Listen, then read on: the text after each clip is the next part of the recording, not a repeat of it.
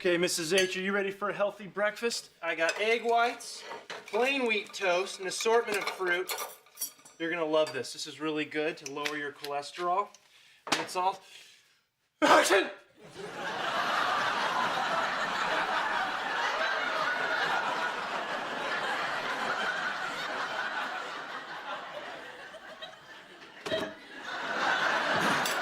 You like donuts? Donuts are good. Mom, I can't go to school. I'm sick. Oh, honey. Wow. 120. Yeah, that is high. Wow, that sounds serious. You know, we better double check. Okay, Jake. Bend over.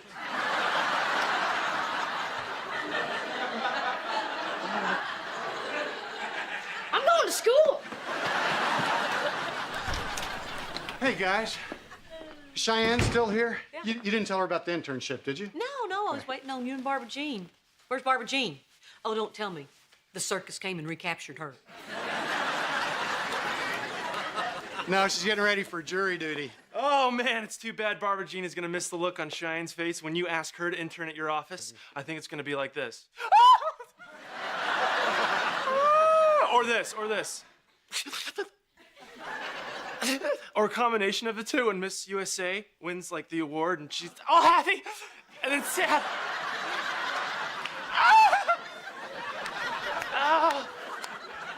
Oh, y'all here Cheyenne. Hi, sweetie. Hi, Hottie. What's going on? Tell her, Brock. Well, we all know how important an internship is for dental school, so here's the thing. How would you like to intern at my office? Honey? Why am I the only one making this face?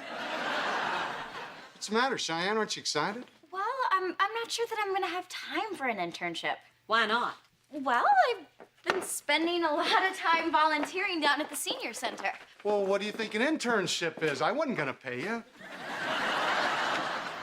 Yeah, about that. I'm not sure that I want to be a dentist anymore. What? Wait, I got a face for this.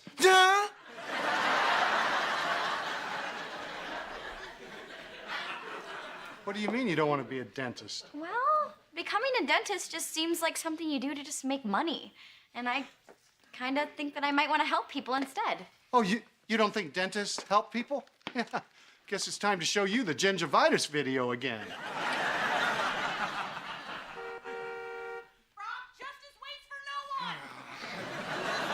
I have to take my wife to jury duty.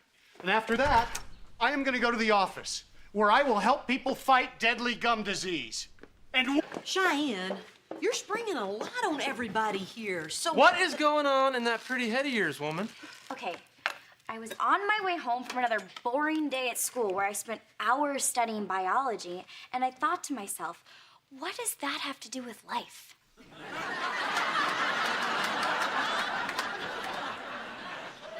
So I was driving, and this old lady in a walker just darted out in front of me. So I hung up the phone, and I thought to myself, somebody has got to do something about these old people. I think nature takes care of that, honey. Okay, look, well, I walked her home to the center, and the whole place was just crawling with them.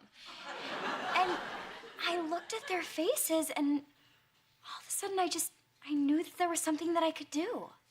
But honey, giving up on dentistry after all the work that you put into it seems a little impulsive. Yeah, what happened to our 10-year plan where we work and save enough money to afford our own place? 10-year? It's not all about money, Van. Look, after we helped those people who were in the hurricane, I realized why people do it. It felt really good. I think that maybe this is what I'm meant to do. Wow, sounds like you really mean it. Did you just cough, baloney? Yeah, I might have caught something when you were off, ruining our lives! Oh, Van. No, I'm her husband, and you do not make decisions like this alone. Well, the only reason I didn't tell you was because I knew you'd overreact and storm off. Well, you know I'm not storming off. I'm gonna stand my ground and forbid you from making this knuckleheaded decision to help old people. Fine, Van. Well, I have important work to do, so I'm storming off. Oh, yeah? Well, you storm off like a girl!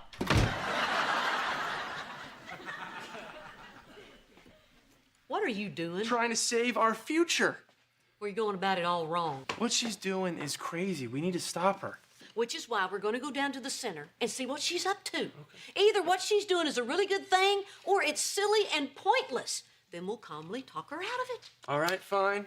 But don't expect me to be all Miss USA and no, it's not gonna happen.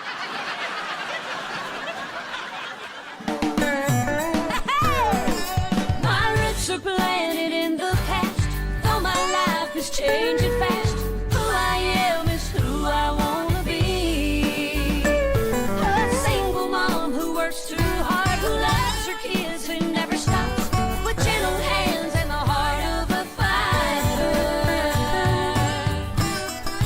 I'm a survivor.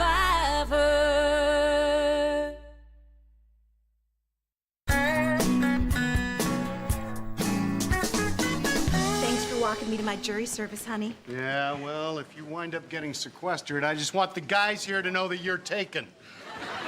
I love it that you're so jealous. Wouldn't it be great if some guy looked at me and then you beat him with the chair and then I was on your jury? Yeah, that'd be great. Listen, Barbara Jean. Call me by my number. Barbara Jean, I'm not gonna... Not hearing you. Okay, juror number 1536. Listen, during selection, it's important that you say the right thing to get out of being put on a jury. But I want to serve. Come on, Barbara Jean, the guy's on trial for stealing a garden gnome. You're not supposed to know that. Now, shoo. Who's going to prison? Excuse me. Thank you all for coming. Oh, this is so exciting. I hope I get picked. I wore my lucky bra. Juror number 1322. Did you say 1536? No. Juror number... 1536? Let me say it. Juror number 1242. Oh, I hate my stupid number. What number you got? Juror number 1289. Oh, that's your number. Switch with me. Come on. 1289. That's me. That's me. I thought you were 1536. No, this loser's 1536. I'm foreman. I call it.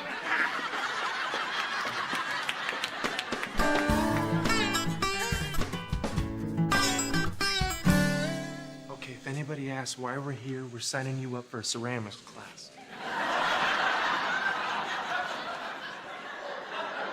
What? We're signing you up for ceramics class, Grandma! Man, we don't have to sneak in here. Cheyenne's expecting us. Hey, guys. Thanks for calling. Man, I can't wait to see what would make someone give up the dental dream. Oh, Brock, get off your high horse. You're just a glorified toothbrush. Man, I hate places like this. Reminds me how one day I'll be old. One day? Ha ha, you're gonna be old one day too, Van. Let's see who's laughing then. Well, it won't be you, because you'll be dead. Come on, guys. Let's knock it off. As I live and breathe, Errol Flynn.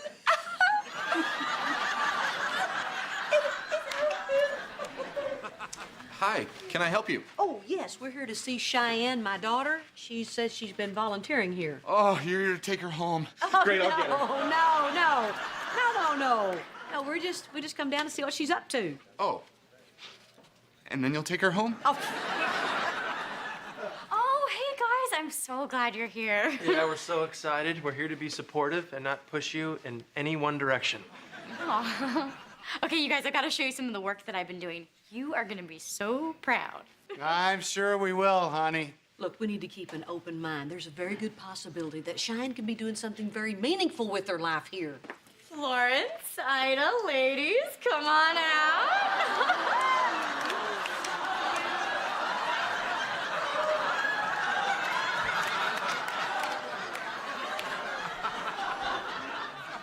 Okay, now will you take her home?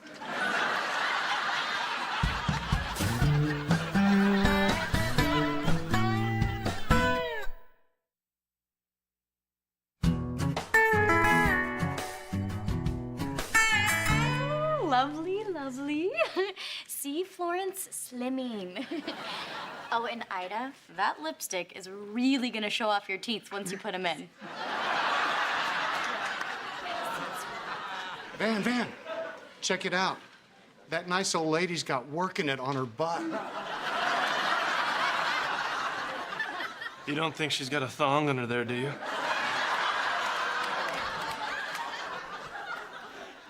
Cheyenne has been giving them makeovers from top to saggy bottom. Do the ladies like this? Oh, yeah, they like it, and the men like it, and I hate it. See, 2 weeks ago, someone would yell, bingo, and they'd all have tea and take naps, and I had the afternoon off. And now Cheyenne gets them all dolled up, and it's like Granny's gone wild around here. So, excuse me 1 second. Dickie, no! No, Dickie, no! No, Dickie. U-turn. No, Dickie.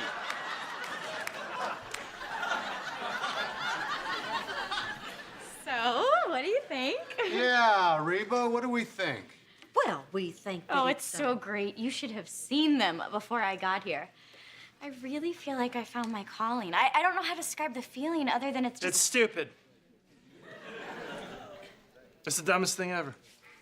No, wait, I take that back. You giving up dentistry to do this is the dumbest thing ever.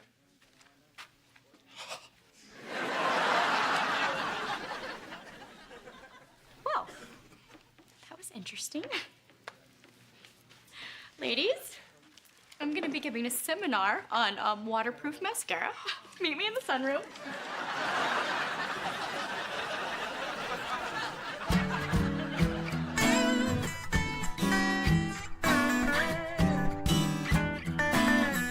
And then we moved to Lubbock, which was tough on my family. But it didn't matter because I still made the volleyball team, and we went 11-0, which is how I got the nickname White Thunder. So, in answer to the question, have you ever been accused of committing a crime? The answer would be no. Yes.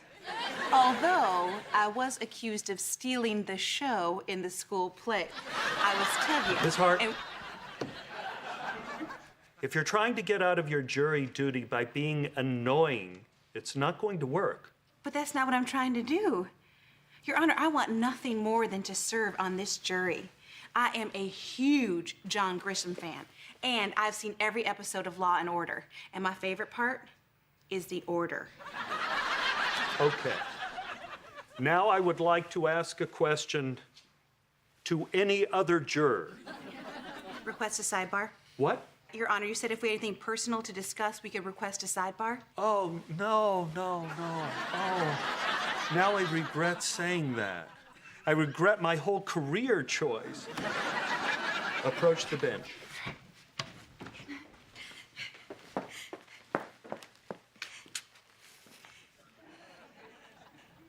What?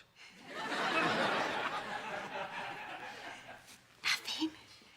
I just always wanted to be involved in a sidebar.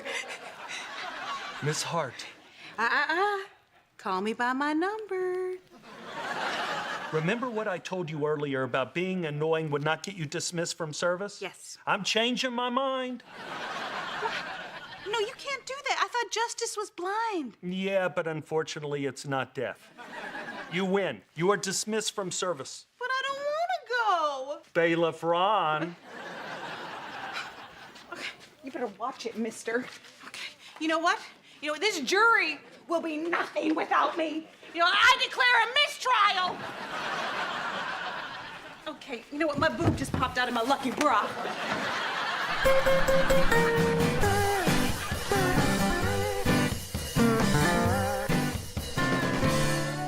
Cheyenne hadn't made it back yet? No, she's probably setting up a wet shawl contest by now. Look, Van, I know what Cheyenne's doing over there is kind Ridiculous. Laughable. Insane. Yes, but you have to admit that it'd make those little old ladies pretty happy.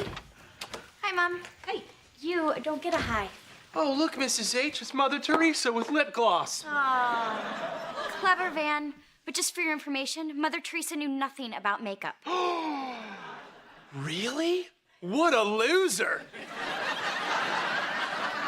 come on, guys. But Cheyenne, we do have to talk about what you're gonna do before you make any big decisions. Oh, I already made my decision. To do what?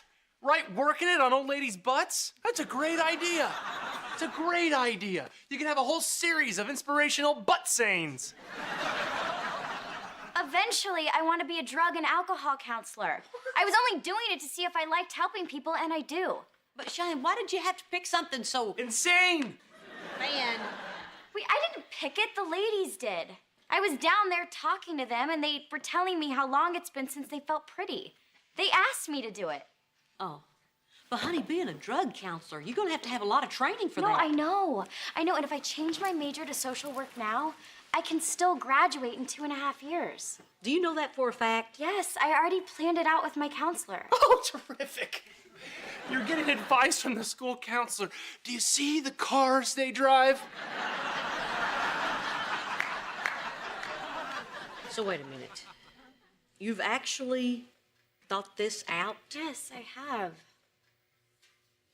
Well, Van, we may have to face the fact that Cheyenne has changed. Yeah, don't you think I know she's changed? Well, guess what? I liked her the way she was. Hot and ditzy. I was never ditzy, Van. I mean, what does ditzy even mean? Okay. All right. Listen to me, both of you. I'm going to give you the secret to a long marriage. You? Well, forgive me, Mrs. H, but I find that slightly ironic. I thought you might say that. But I am the person to learn this from. See, Brock and I had to learn it the hard way. People change, they grow. But if the people grow and the marriage doesn't, that's when you sprout a Barbara Jean.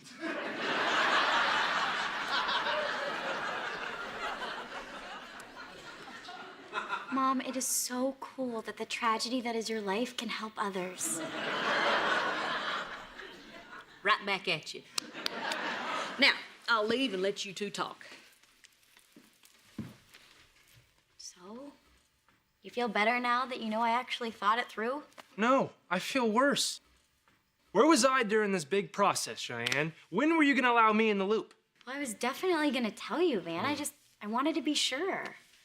Look, I've been going through a lot of changes lately. I know, and these changes are taking you farther and farther away from me. You talk to everybody about your problems at your meetings. You talk to your school counselor about your future.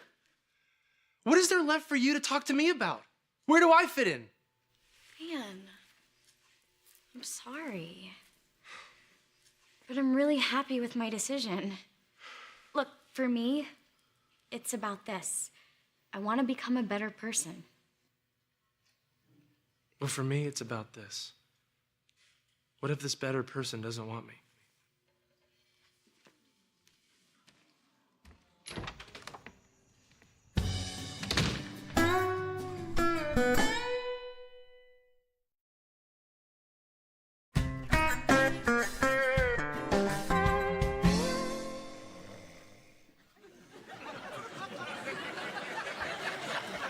Van. Happy birthday, Van.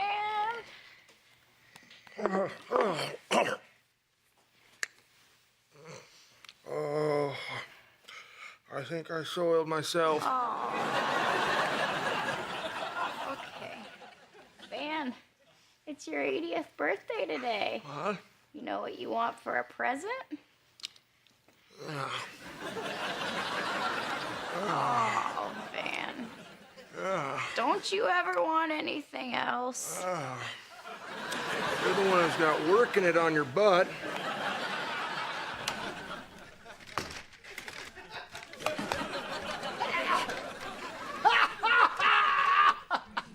So, Van,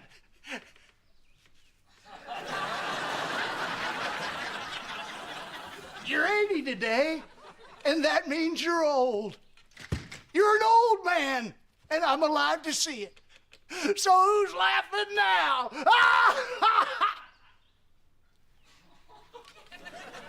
Oh, crap.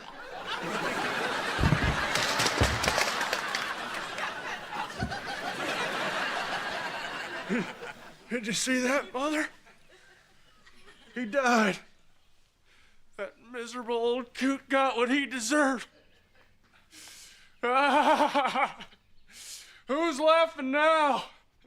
I'm laughing.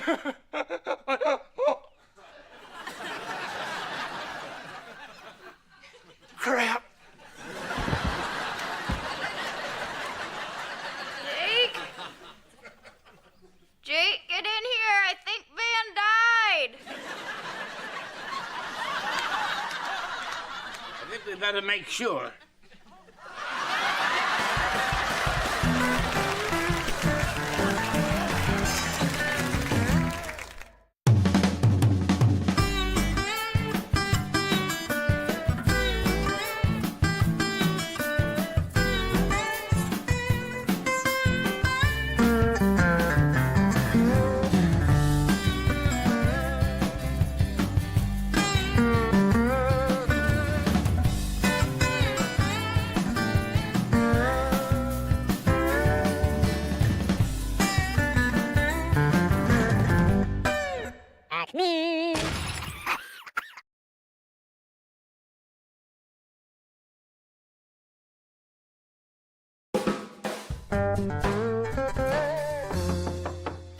Guess who's here? Drum roll, please.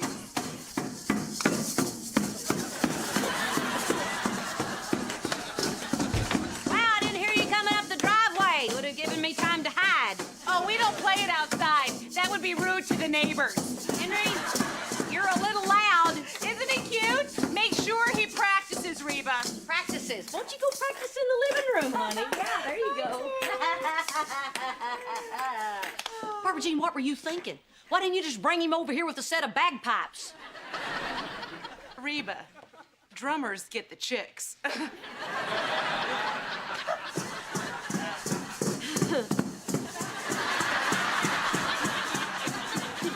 Henry, can you stop that for a moment? Oh, he's in the middle of a song. How can you tell? Seriously, Henry, I'm getting a headache. The music will help you, Reba. Just let it wash over you. I don't want it to wash over me. I want it to stop. Henry, knock it off!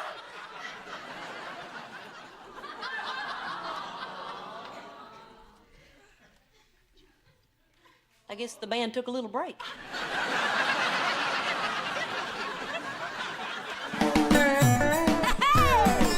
My roots are planted in the past, though my life is changing fast. Who I am is who I wanna be. A single mom who works too hard, who loves her kids and never stops, with gentle hands and the heart of a fighter. I'm a survivor.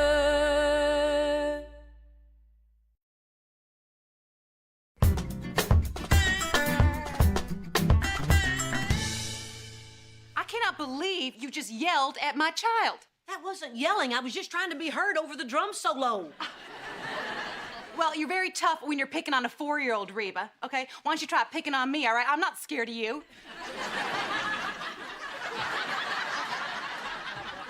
Okay, maybe a little. Look, he wasn't listening. I was just trying to give him a little discipline. Yeah, well, you don't get to. He's not your son. You disciplined Jake. Well, of course I do. Jake is my stepson. Technically, you're nothing to Henry. Then why is he here in my house?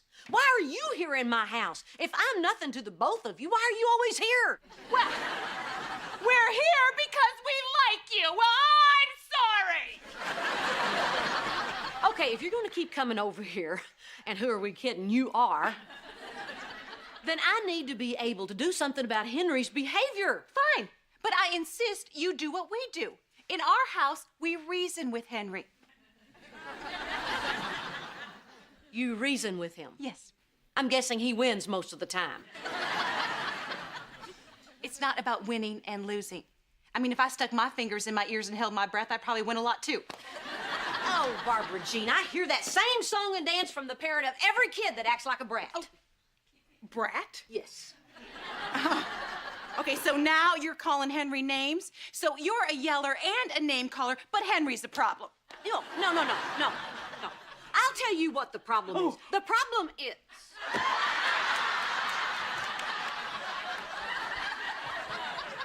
Great. That's just what your brain needs, less oxygen.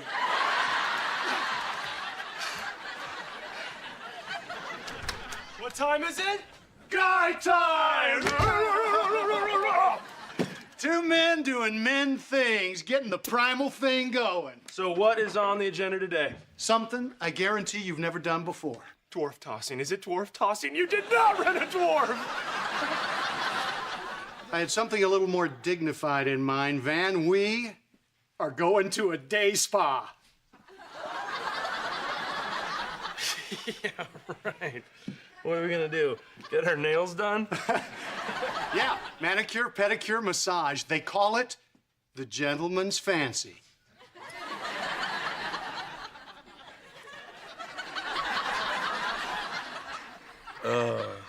Mr. H, I know this question's a little late in our relationship, but, are you gay? Men can care about their appearance, too. You know, and we should be secure enough in our masculinity to spend the day getting pampered. Yeah, but Mr. H, I need to do something that can get rid of all the tension and aggression that builds up during the week. I mean, when I used to play football, I would get all my frustrations out. Then I got married. I had to bury it down deep. That's why I need to go bowling or toss a dwarf. Trust me, Van. The spa experience will change your life.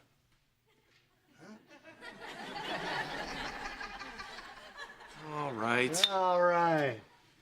But they don't mess with your hair, do they? Because Julio would scratch my eyes out.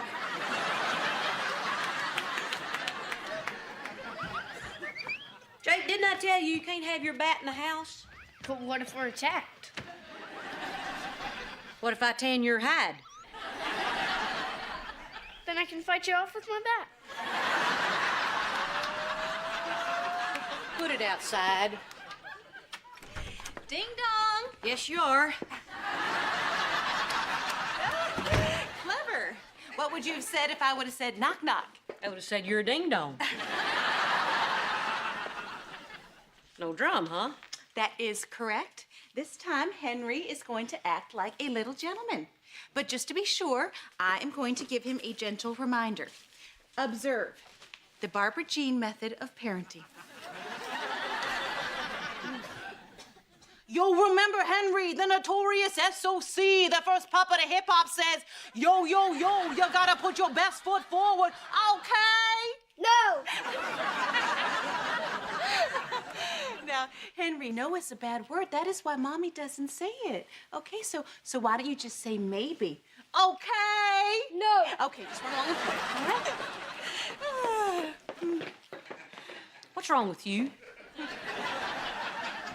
Nothing's wrong with her, you rude lady. You're hurting me. You smell like Brock's feet. I am making discipline fun. See, I communicate with Henry using puppets and hip hop. I call it be good in the hood.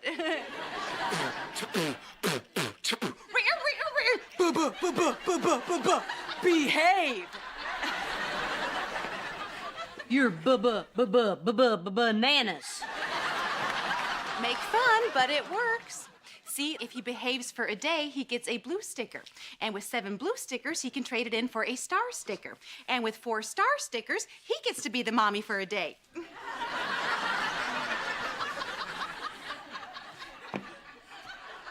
Well, my daddy used to swat me with a switch. And if I talked back, I got upgraded to 2 more swats. Well, that explains the temper. No, Barbara Jean, that explains why when my daddy told me to do something, I did it. Yeah, but that is so old school.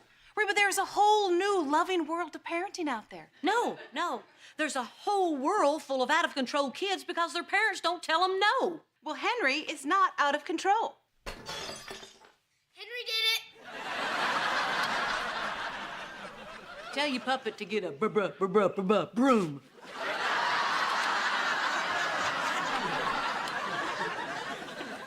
Okay, boys. What happened? I was trying to put my bat outside and Henry grabbed it from me and swung it at me. By the way, strike one.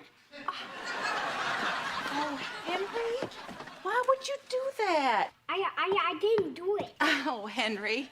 Reba, I am so sorry. I am going to handle this right now. Thank you.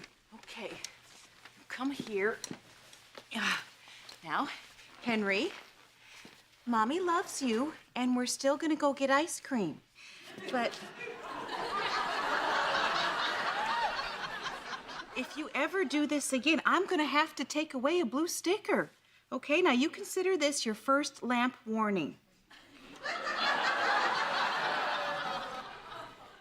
First lamp warning? He did something bad. He should be punished. Reba, that is not the way to handle this. All the statistics show that punishment does not work. Your way only encourages violence. Violence? He just beat my lamp to death with this bat. And if he ever does it again, he'll get the proper sticker penalty.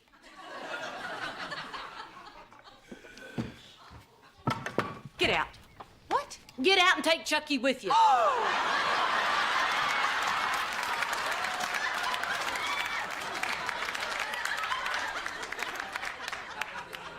Reba, he is just a child. You cannot blame him for something like this. Oh, I don't blame him. I blame you. Bad behavior comes from bad parenting. Okay, you don't mean that. I mean that, and I mean this too. Time to go.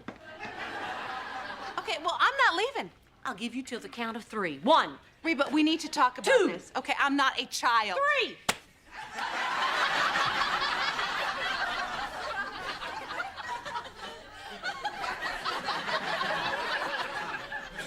Did you just spank me? That's for talking back. Okay, you know what? We are out of here. That's the idea.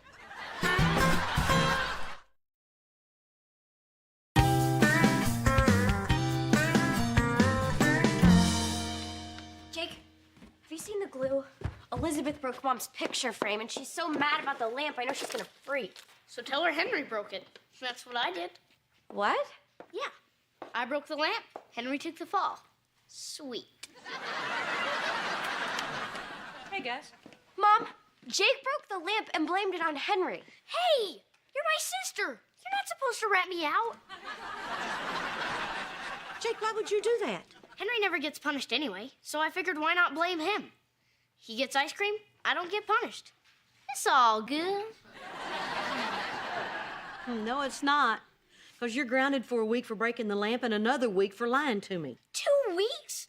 I have Josh's birthday party next week. You shouldn't have lied to me. It's not fair. You keep mouthing off at me, young man, and you won't see your birthday. I hate it here. Yeah, and I hate that I have to apologize to Barbara Jean.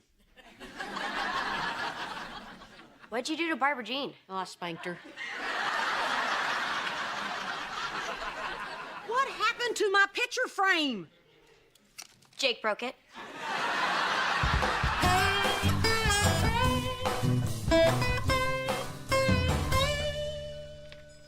Hey, so you did the warm milk bath, huh? How was that? Oh, man.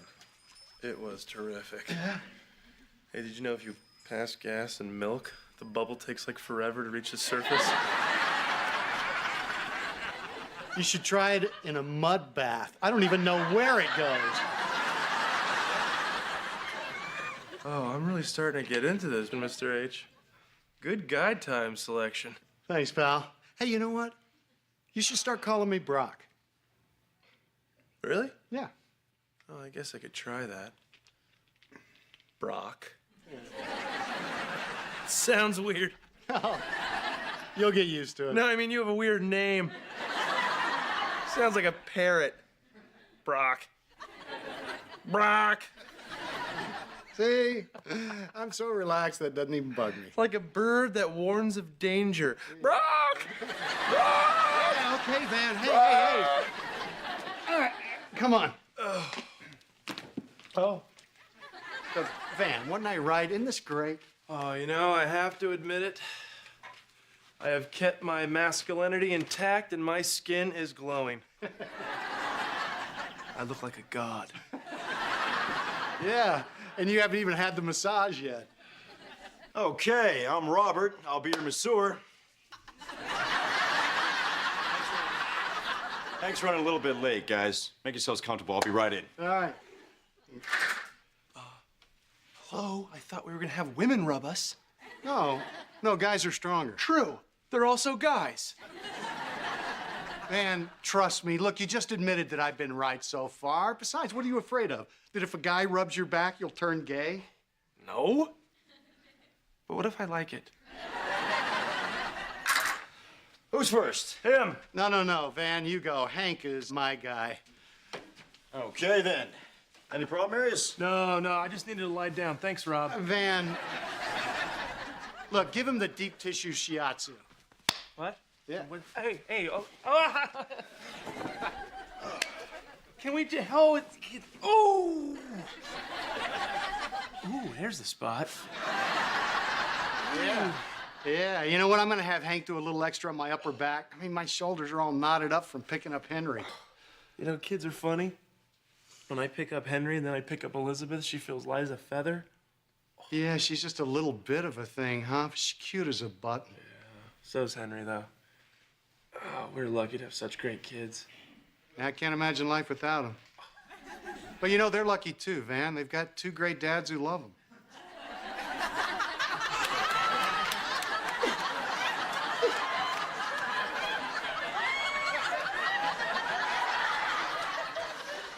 Excuse me. Are you crying? No. Well, you don't have to stop rubbing. Oh.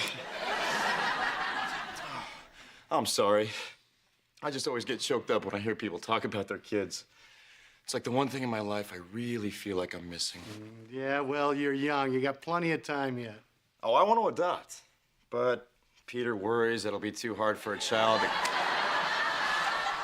grow up with gay parents. But look at you two. Brock. I mean, I realize people can be hurtful and ignorant, but we have so much love to offer a child. Meeting a gay couple who are so happy, it's like a miracle. You guys are perfect. You know, Robert, we're not exactly perfect. Yes, you are. You're perfect because you love your children. That's all anybody needs to do. God bless you. Yeah, well, right back at you, Robert. Oh, and it's so great that you two still find time for each other. That's the key to a good relationship. Peter and I call that our guy time.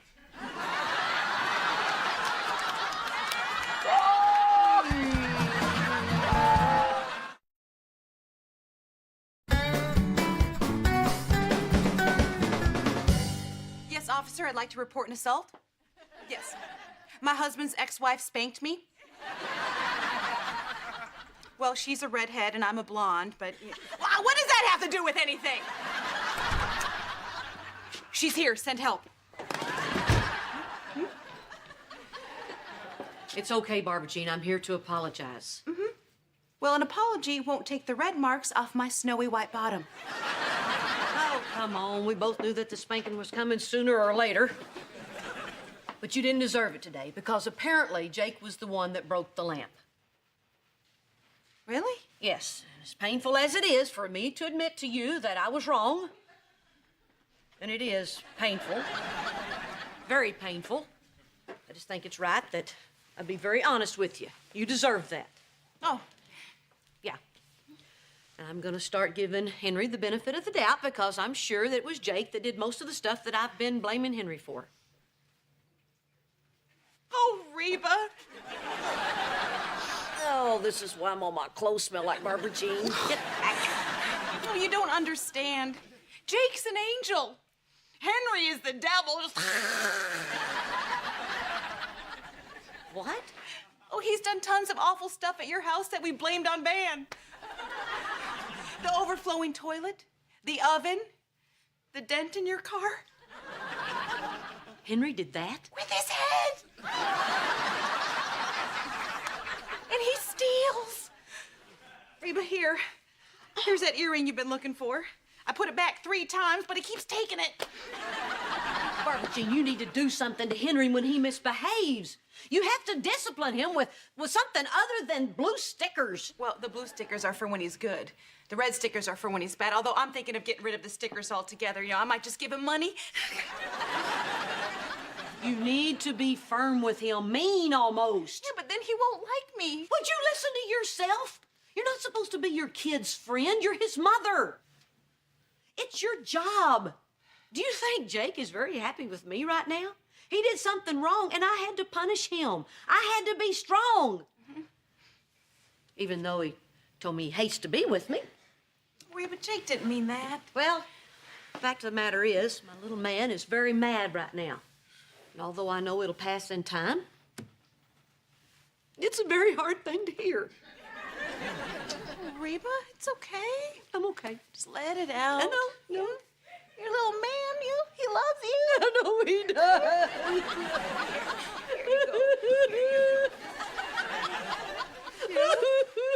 Just like, I know that Henry would still love me if I had to tell him no sometimes. Yeah. Even though I know how much it hurts when he's mommy for the day and he tells me no.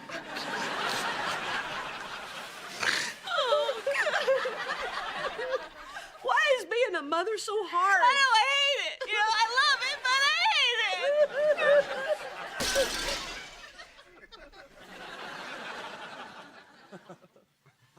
it. He's awake.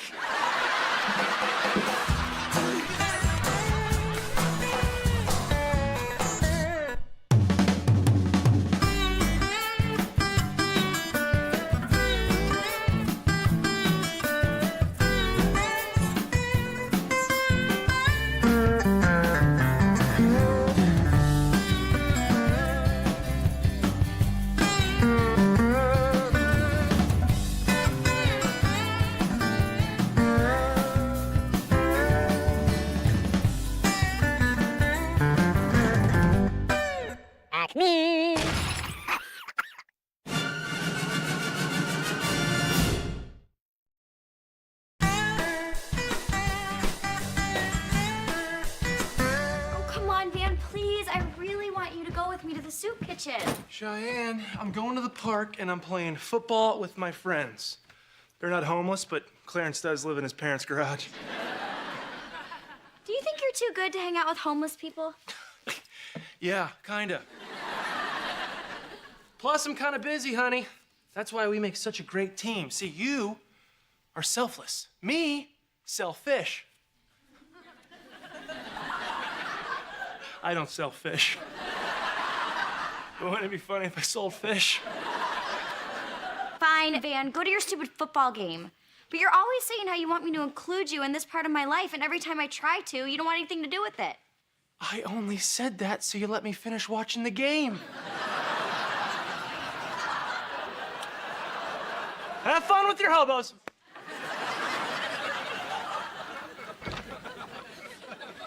Oh, hey, Cheyenne. I'm off to St. Louis. Yeah, take my husband with you and leave him in that stupid arch.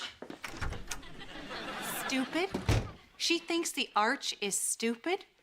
It is one of the 7 wonders of the world. It is not. It's one of the 7 wonders of my world, Reba. Now, anyway, while I'm off enjoying the Bowling Hall of Fame and the nation's best live banjo music, I'm gonna need you to do some things for me around the house.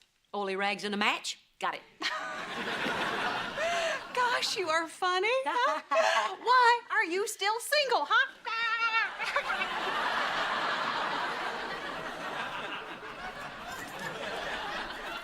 Okay, here's my key. And I just need you to bring in the mail and water my plants. And most importantly, feed and walk my husband 3 times a day. What? Well, I can't just leave food out. He'll eat it all on the first day and then he'll go hungry the rest of the week. Anyway, Brock's on this all spinach diet, so it's gonna be real easy. I'm not taking care of Brock. I didn't even like taking care of him when I owned him. Baby doll, you better get a move on. You're gonna miss your flight. Oh, they'll wait. I used to date the pilot. I was a flight attendant for 3 months. Now boarding, Barbara Jean.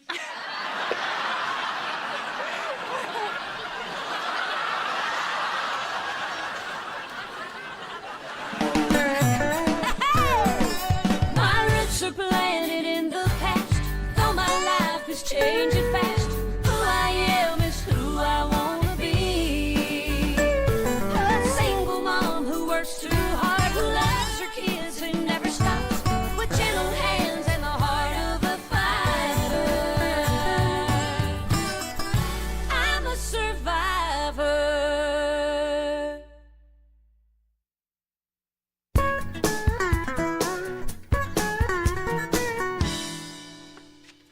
Oh, the best thing about Barbara Jean being out of town, I don't have to lock the front door. Hey, Reba. Crap. Trust me, I don't want to be here any more than you want me here. That's impossible. Listen, I just need to borrow your hot water bottle. I've told you a million times, you can't use that thing as a whoopee cushion.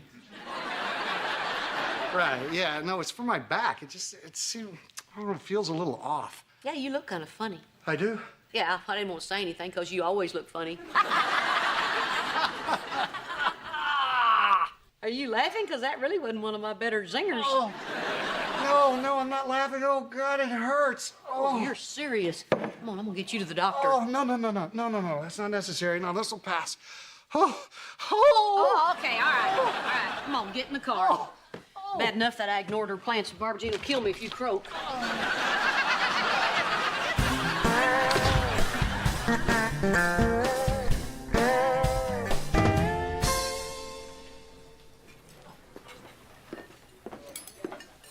Oh, excuse me, could you help me? Oh, sure. You know, you remind me of my first wife. Aw. Except she was really ugly. Oh, thank you. See, I'm volunteering here today, and I was just wondering who to talk to. Well, don't talk to Spittin' Sammy. I think the reason is self-evident. Hello there, can I help you? Oh, hi. Yes, I'm Cheyenne Montgomery. I'm here giving him my time. I wanted my husband to come, but he's selfish. Yeah, he doesn't sell fish. Sorry, I'm nervous. I just start rambling. Oh, that's okay. I wasn't listening. Anyway, it's just real important that I get rid of my anger. You know, it's important that I look happy. These people have led miserable, difficult, terrible lives, and my smile may be the only positive thing they'll see all day, perhaps in their lifetime. Hi, welcome to the shelter. Hi, Sammy. Oh, okay. So what can I do? I could serve soup, or I could talk to the men, or I could just be seen. Oh, no, dear, that's my job.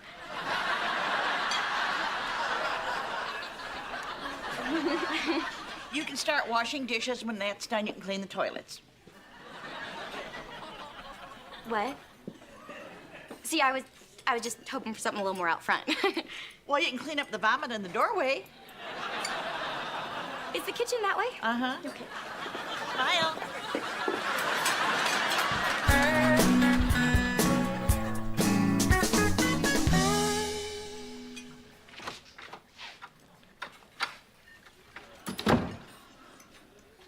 Oh, you poor thing. You look terrible.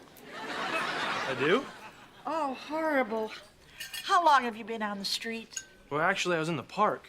Oh, so young. Such a shame. Are you hungry? Yes, I'm starving. I'm always starving. Well, I'm going to get you something to eat. You come sit right here. And I'll get you something, and I'll be right back. Oh. This place is awesome. Surprised more people don't come here. You remind me of my first wife.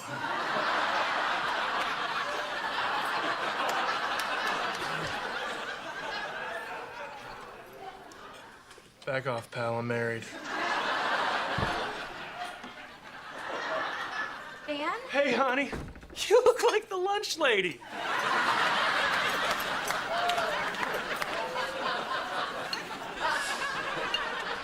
What are you doing here? Well, I thought about what you said, and I felt guilty. So I came down here to see if there's anything I could do to help. Here you go. Oh, thank you. Hey, do you have any crackers? Dan! Don't eat that soup. That soup is for the hobos.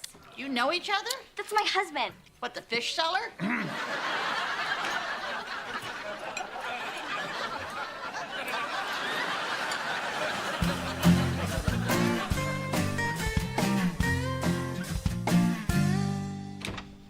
Come on in.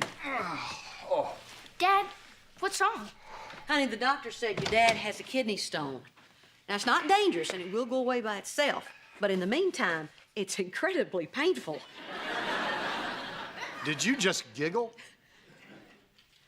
No, I didn't. Why would he eat kidney stones? Oh, honey, he didn't eat them. It's just that he got them by eating way too much spinach. I knew it. Vegetables are evil. Jake, spinach is still good for you. You just don't want to eat too much of it because the minerals build up and it turns into glass that you pass through your wiener.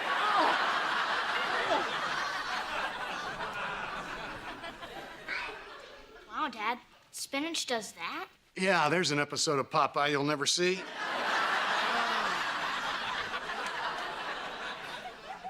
I guess I'll head home.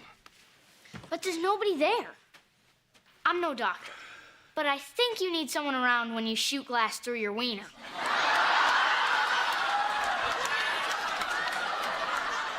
I'll be fine, buddy. Oh, whoa! I'm going with him. No, you're not. But he needs help. I know. That's why he's staying here. Brock, you're sick. And you're going to stay right here until you get to feeling better. I don't care how long it takes. Come on. Wait. Are you just saying this because you're looking forward to seeing me in pain? No, although it is a perk. Come on.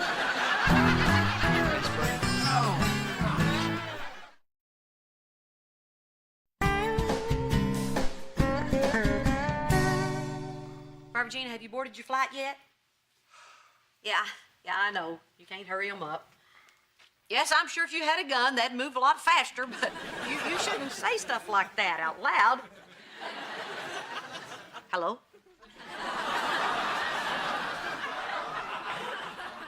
Oh, yes, sir, officer. Yes. I understand. By all means, question her. Well, Barbara Jean's gonna be a little late. Possibly 3 to 5 years late. So it looks like our happy little weekend's gonna be a little bit longer than we thought. Oh, here it comes again. Oh, Mother of mercy, nothing feels like this. Oh, Brock, please. I delivered 3 children. Not through a straw, babe.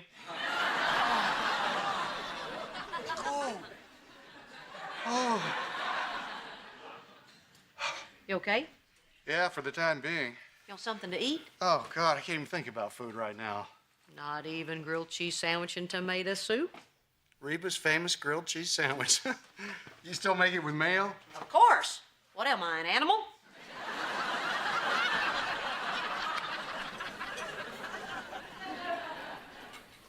All right. I'll see your 3 cans. And I'll raise you 1 left shoe. What do you got? Hepatitis C. And a full house. Again? You're like the luckiest guy ever, Homeless Joe.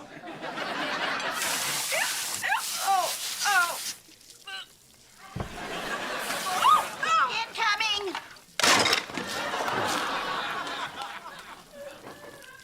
Excuse me, when can I take a break? When everyone has a home. When everyone has a home. Oh, God, homeless! Oh.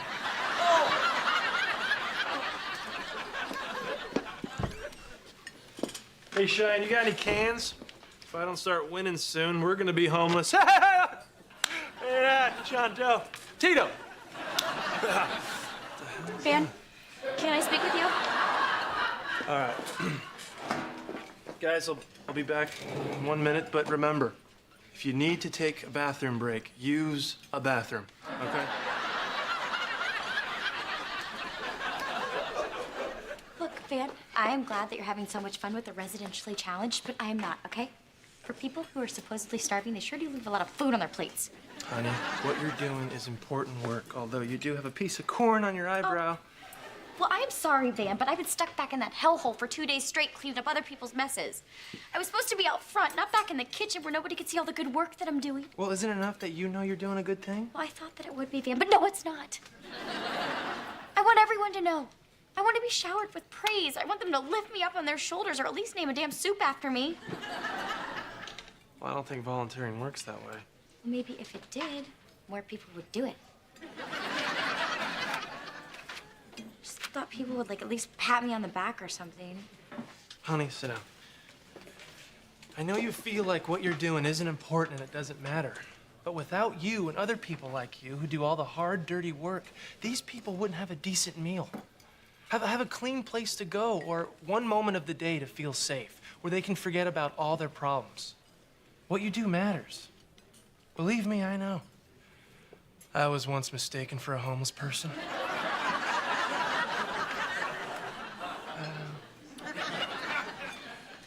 Honey, that's so sweet.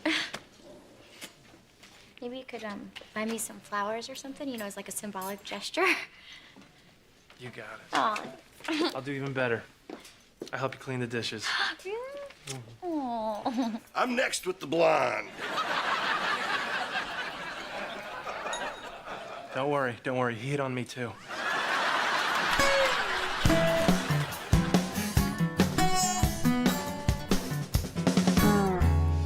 Okay, Dad. I see you and Cheyenne and Kira.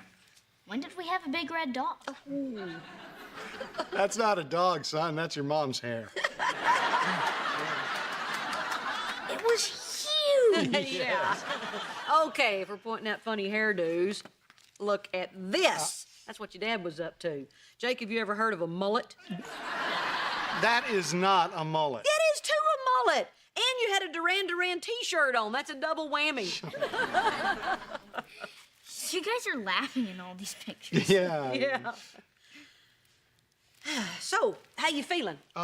Pretty good, actually, pretty good. You feel like something to eat? Hey, listen, why don't you sit down? I'll go make us something for a change. I got it. And I'll fill up your water bottle while I'm at it. Okay? Thanks. See, son, here's the deal with a mullet. Business in the front, party in the back. Ooh. Sweet. What are you doing? Making poker chips. I am deep in the hole. Mr. H is still here. That's nice of you. No, not really.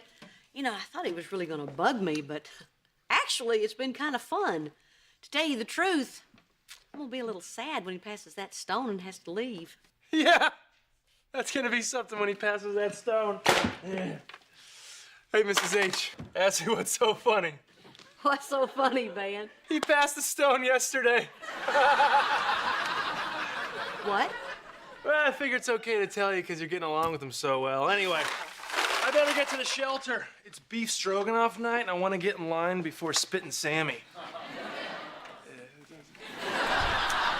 Hey, Reba, why don't we watch Jeopardy? It's about to start. Right, it's about to start.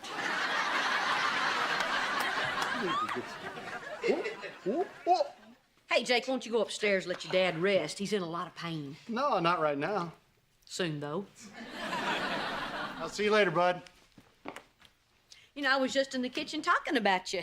Were your ears burning? Oh, Reba, whoa, that hurts. Ow. As much as your kidney stone did when you passed it yesterday? Oh, wait, did I forget to tell you about that? How can you be so selfish? I made you soup. I made you grilled cheese sandwich. I was nice to you. Yes, you were, and that was the problem. What the heck does that mean? You know how whenever I'm over here, we're always throwing little digs at each other? Yeah, because you're an idiot. Okay, fine, I'm an idiot, but when I got sick, those little digs stopped. It's like you said, you were nice to me. I was nice to you. We laughed. Yeah, but when we were laughing and being nice, you were lying. Yeah, okay, fine. Look, that was wrong. But look, Reba, just hear me out for a second here, okay? I realize that we failed as husband and wife, okay? I get that. I accept it. But the thing I miss the most is our friendship. And for the last few days, it's like we had that back again. I know. I miss it too. You know, it's weird. What's stopping us from moving on and being friends again? I'm back. Yeah, right. Brock, thank goodness you're alive. Unlike my plants, thank you very much, Reba. Well, Barbara Jean, I had to make a choice. Save your plants or save Brock. Sorry I blew it. That's okay. And just to show you that there's no hard feelings, I'm gonna let you run the projector at my Meet Me in St. Louis slideshow extravaganza. It's tomorrow night, 7 to midnight. Good deal. I'll bring you a big old bowl of spinach. Oh. Excuse me. Pardon me. Are you Reba? Yes. I just won this house at a poker game.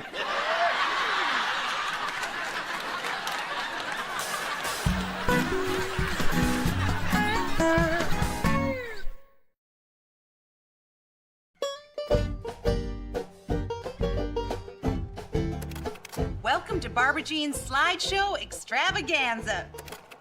Here we are pulling into Houston Intercontinental Airport, or as some of you may know it, George Bush Intercontinental Airport. I thought we were supposed to park in this lot, but we were actually supposed to park in this lot. 3 tickets to St. Louis, please. Silly me, forgot to take off the lens cap. Lens cap, lens cap, lens cap. Barbara Jean, that's beautiful. Isn't it? It's a picture of the postcard I saw in the airport. Now, as some of you may know, St. Louis was once the shoe manufacturing center of the world. So I thought it might be fun to take some pictures of our trip from the point of view of our feet. Here we are on the banks of the mighty Mississippi, hoofing it to the Gateway Arch. 3 tickets to the arch, please. Reba's trying to leave. I am not. I was going to the bathroom. There will be plenty of time for bathroom breaks during the first intermission. You are so dead, Brock. Oh, this is a homeless guy I met. Lens cap again. Hello there. Who's this happy fella? The St. Louis squirrels were very friendly. I thought this one looked like a young Bobby De Niro. Are you looking at me? Are you looking at me?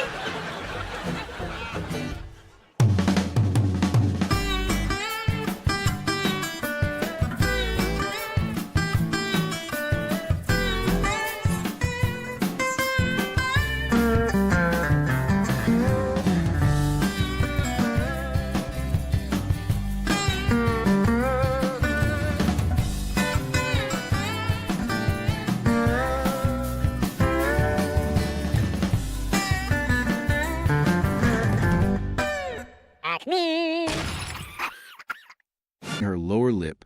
Yeah, fine. No, wait, I do not want to. You tell her, Ben pleaded, looking at Cheyenne with wide, desperate eyes. Come on, you tell her. Please, please, please. No, Ben, why should I tell her? Cheyenne protested. Because girls can say that kind of stuff without having come across like all they care about are looks. Ben explained laically. He paused, looking at Cheyenne thoughtfully. By the way, you've been looking hot lately. Cheyenne could not help but blush, a small smile breaking through her frustration. Oh, you? Van draped a protective arm around Cheyenne's shoulders, chuckling softly. Look, sweetie, why do I not tell her? Thank you, Van. Cheyenne breathed a sigh of relief. Suddenly, the front door burst open, and Reba marched into the house, carrying a massive, square cardboard box. The unmistakable aroma of baked dough, melted cheese, and rich tomato sauce wafted into the room, instantly capturing everyone's attention. Hey, hey, hey, Reba announced, setting the heavy box down on the dining table. Guess who Luigi gave the free pizza to? Luigi does not have to roll it out of bed every morning. Cheyenne groaned gently. You know, Mom, we really do not need another pizza. I mean, it is really just the 3 of us. Oh, I know, Reba replied, brushing a stray lock of hair from her forehead. But I had to take it. It was free.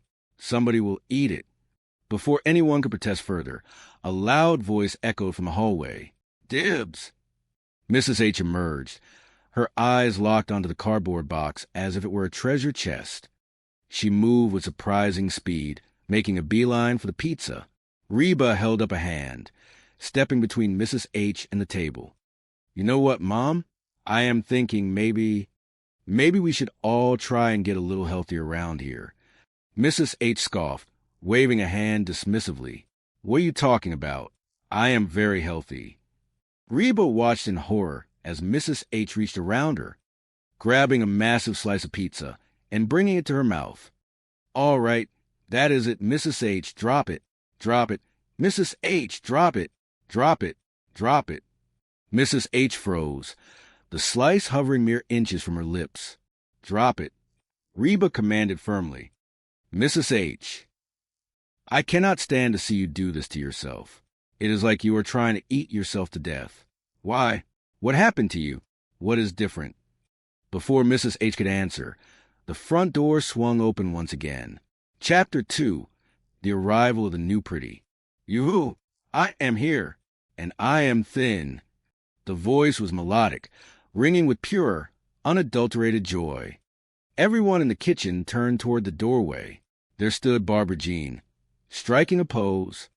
The transformation was nothing short of miraculous. She was wearing a sleek, form-fitting outfit that accentuated a remarkably slender figure. Her hair was perfectly styled, and she radiated a newfound, glowing confidence. Van's jaw dropped. He blinked twice, as if trying to clear a mirage from his vision. Yeah, thin as a stick and dumb as one, he mumbled to himself, though his eyes remained glued to the doorway. Ojoj, Ben Vispert. What is eating Cooper grape? Look at that. They look like the number 10. Reba squeezed her eyes shut, pressing her fingers against her temples. Oh, thank heaven it was just a nightmare. Yoo-hoo, I am here, and I am thin, Barbara Jean repeated, stepping further into the kitchen with a little twirl.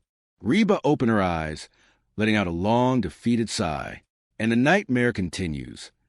Deep inside, Reba's thoughts began to swirl. The initial shock. How did Barbara Jean achieve this? The underlying insecurity. What does this mean for family dynamic? The determination. She would not let this shake her foundation. She was a survivor. Reba straightened her posture, mentally reciting her personal mantra. My roots are planted in the past, though my life is changing fast. Who I am is who I want to be. A single mom who works too hard, who loves her kids and never stops. With gentle hands and the heart of a fighter, I am a survivor.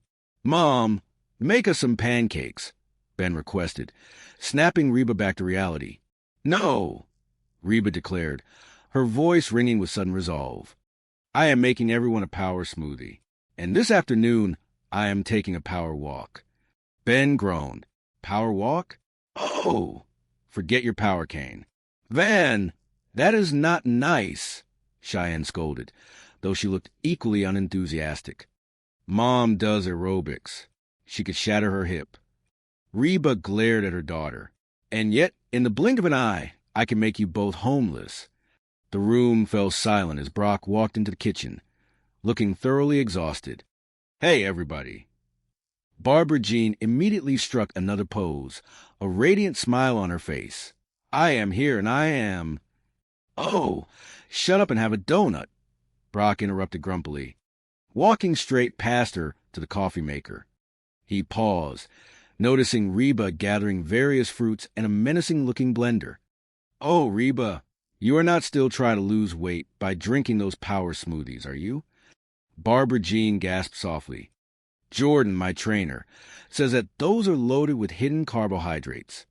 Reba gripped the edge of the counter, trying to maintain her composure. Barbara Jean, I am all for adopting a healthy new lifestyle. But seriously, I mean, there has to be some sort of limit. She paused, noticing Van staring openly at Barbara Jean. Will you stop staring at her?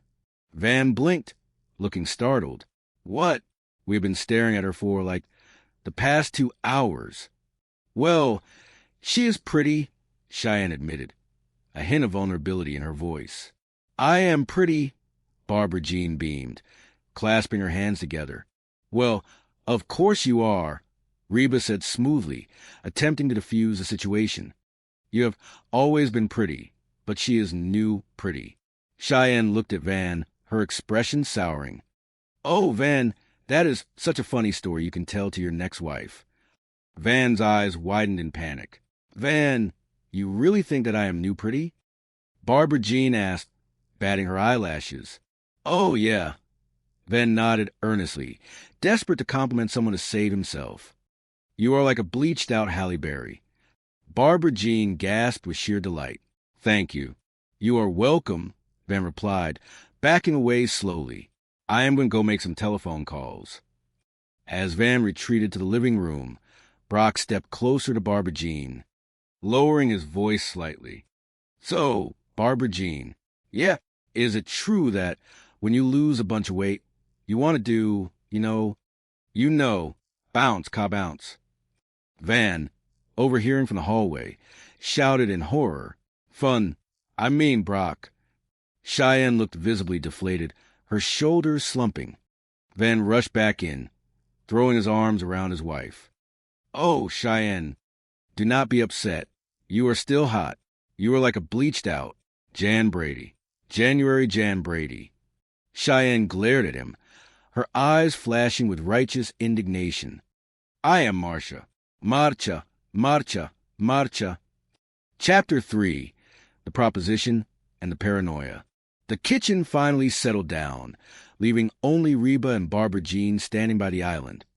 Barbara Jean leaned in, her eyes sparkling with excitement.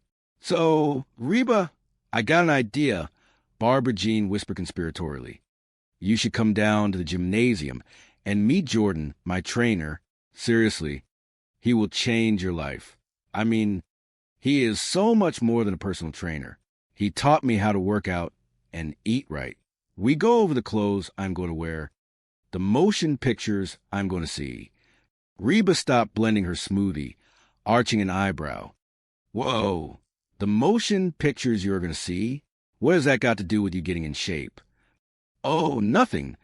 Barbara Jean giggled, waving her hand. We just have the same sense of humor. That Tim Allen just kills us. I mean, whether he is playing a dog or Santa Claus, you just buy it. So you will come meet Jordan? No, Reba answered flatly, pouring a thick, questionable-looking green liquid into a glass. Oh, come on, Reba, Barbara Jean pleaded, pouting slightly. I want my best girlfriend to meet my best boyfriend. She froze, her eyes widening in panic. Oh, whoops, that came out wrong. Reba stared at her, the silence stretching uncomfortably. Oh, well, thanks anyway, but I am just going to be here with my smoothie. She took a cautious sip, wincing slightly. Let's go right now. Van sighed, shaking his head. You are just going to pick scissors again, are you not? Get out of my room. Van finally shouted, pointing toward the door. As Ben retreated down the hallway laughing, Cheyenne walked slowly into the bedroom, her hands nervously twisting the fabric of her shirt. Hey there, honey, she said softly. Hey, beautiful baby, Van replied, not taking his eyes entirely off the brightly colored television screen. Van, I really desperately need to talk to you about something important, Cheyenne said, her voice trembling slightly. Oh, honey, please, Van groaned gently. I just successfully got full control of the television from Ben. Cheyenne walked over and stood directly between Van and the television, forcing him to look up at her face. Well, I just started thinking deeply about things today, and I realized that maybe you genuinely do not think of me as the new pretty version of myself, because I simply do not do enough special things to successfully keep your romantic interest in me. Van immediately dropped the plastic remote control onto the bedspread, all of his attention now fully focused on his distressed wife. No, honey, please do not ever think that, he assured her warmly. You are incredibly way beyond hot. Guilty as charged, Cheyenne admitted with a small, sad smile. But anyway, I thought to myself that maybe I really should, try to dramatically change my physical look every now, and then just to keep things fresh and exciting for our marriage. So, I went out this afternoon, and I nervously bought a fake hair wig. She reached behind her back and pulled out a bright, intensely unnatural colored wig. Holding it up like a dead animal, Van stood up slowly from the bed. Cheyenne, please put that terrible thing down right now, and I need you to listen to me very carefully. He reached out and gently took the wig from her trembling hands. tossing it carelessly onto a nearby chair. Then he took both of her hands in his own, looking deeply and sincerely into her eyes. I honestly think that it is a completely beautiful and good thing that when I look directly at you every day, I do not just simply see a superficially beautiful girl with a killer physical body. Van told her, his voice low and filled with genuine emotion. When I look at you, Cheyenne, I see my beloved wife, and I am fiercely attracted to that woman, whether she is all beautifully dressed up in fancy clothes, totally ready to go out on the town, or if she is just quietly sitting on our living room couch wearing those old, washed-up, terribly worn-out flannel pajamas. Cheyenne looked up at him, a warm tear slipping down her cheek. Really? You honestly mean that? Yeah, I absolutely do, Van promised her, squeezing her hands gently. You are deeply beautiful to me entirely because of exactly who you are on the inside. Cheyenne let out a wet laugh, sniffing quietly. Alve, Van, I suddenly feel kind of really stupid for worrying about this. Van smiled, reaching up to gently wipe the tear from her face with his thumb. Well, honey, unfortunately, that is also exactly who you are, and I absolutely love every single part of it. Cheyenne wrapped her arms tightly around his neck, pulling him into a deep, comforting embrace.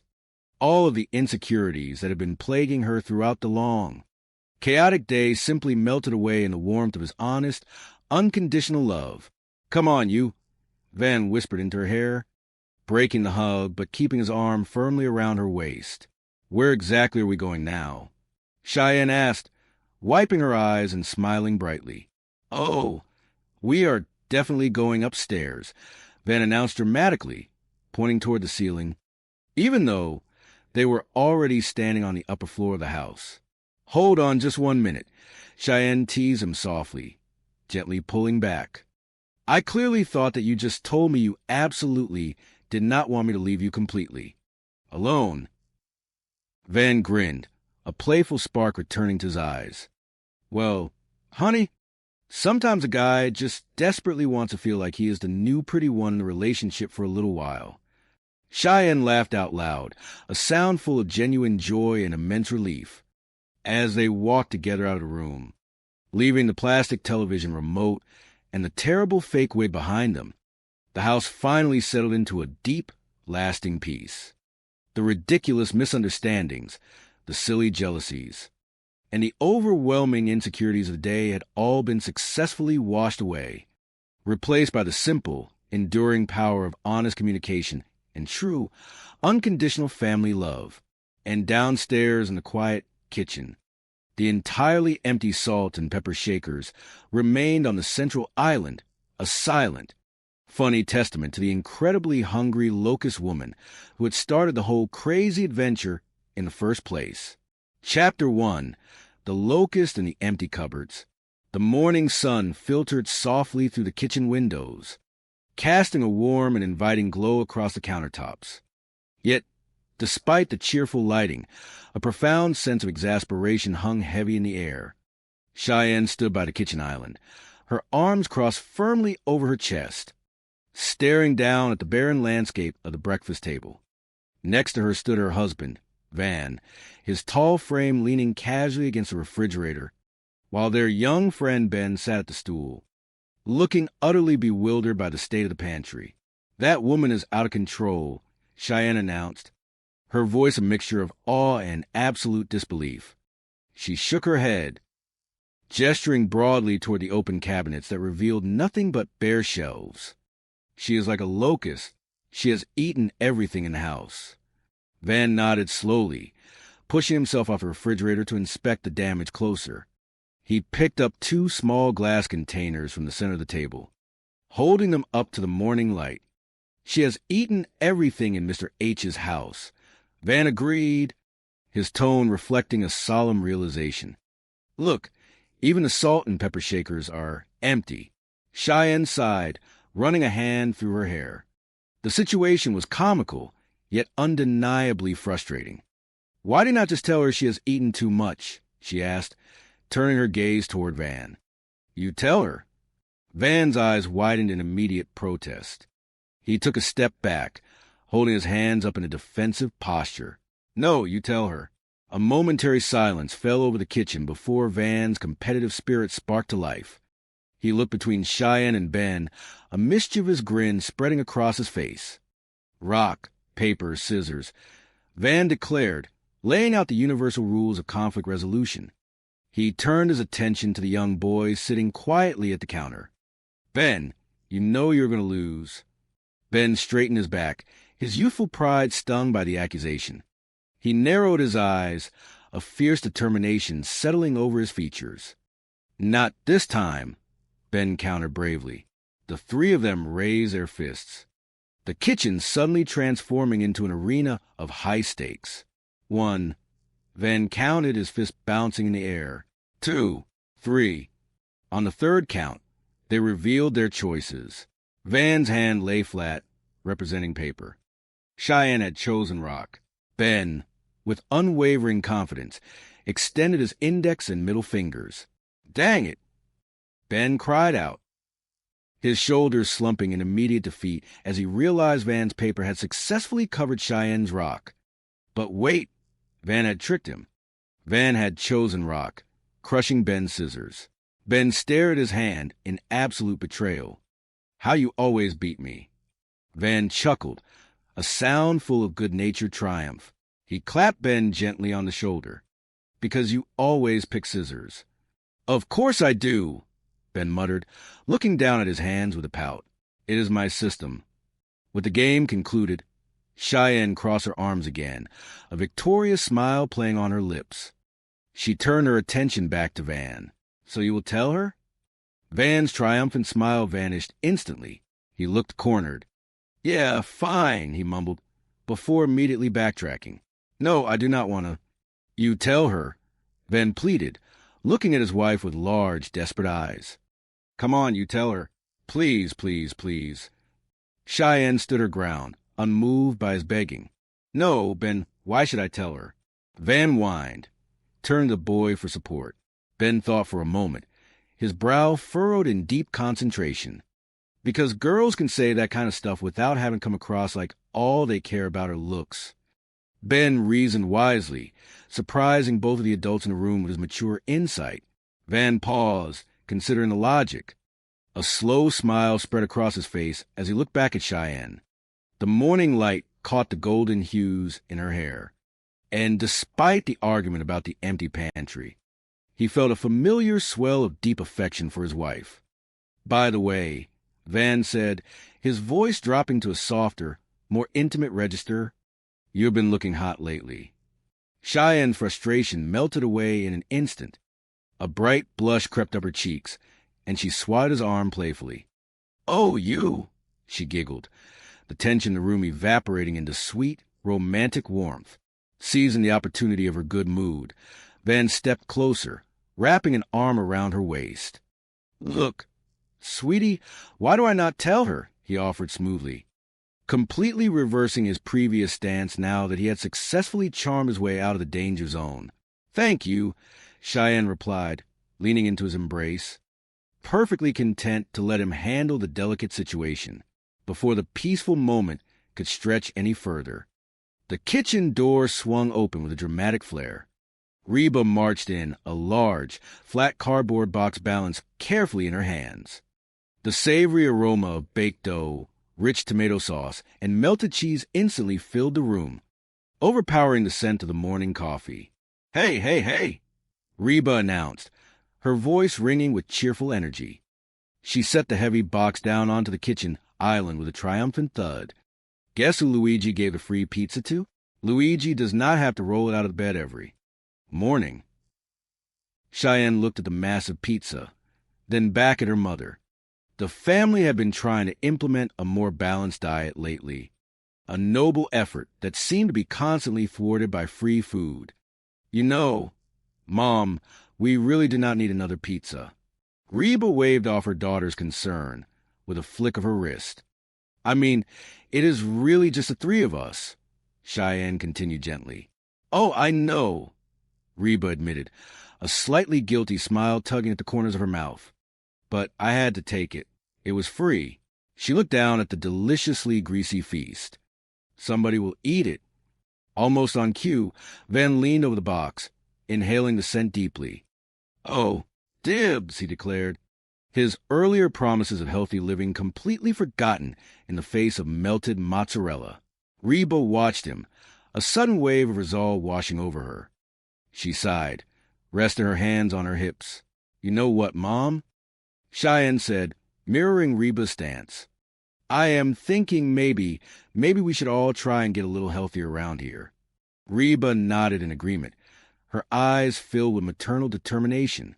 But before they could formulate a concrete plan, the front door chimed. "What are you talking about?" A bubbly, high-pitched voice echoed from the hallway. "I am very healthy." Heavy, rhythmic footsteps approached the kitchen. Van immediately tensed, grabbing the pizza box as if to shield it from an impending storm. "All right, that is it. Mrs. H, drop it. Drop it. Mrs. H, drop it. Drop it. Drop it." He continued to chant, pointing a commanding finger toward the hallway, but it was too late. The atmosphere in the room shifted. "Drop it." Van yelled one last time, to no avail. "Mrs. H, I cannot stand to see you do this to yourself. It is like you are trying to eat yourself to death. Why? What happened to you? What is different?" Suddenly, the doorway was filled by a bright, shining presence. Barbara Jean stepped into the light, striking a pose that demanded absolute attention. She was wearing a vibrant, form-fitting workout outfit that highlighted a dramatically altered silhouette. "Yoo-hoo!" Barbara Jean sang out, her voice echoing with overwhelming joy and unbridled confidence. "I am here, and I am thin." The room fell silent. Cheyenne and Van stared in stunned amazement.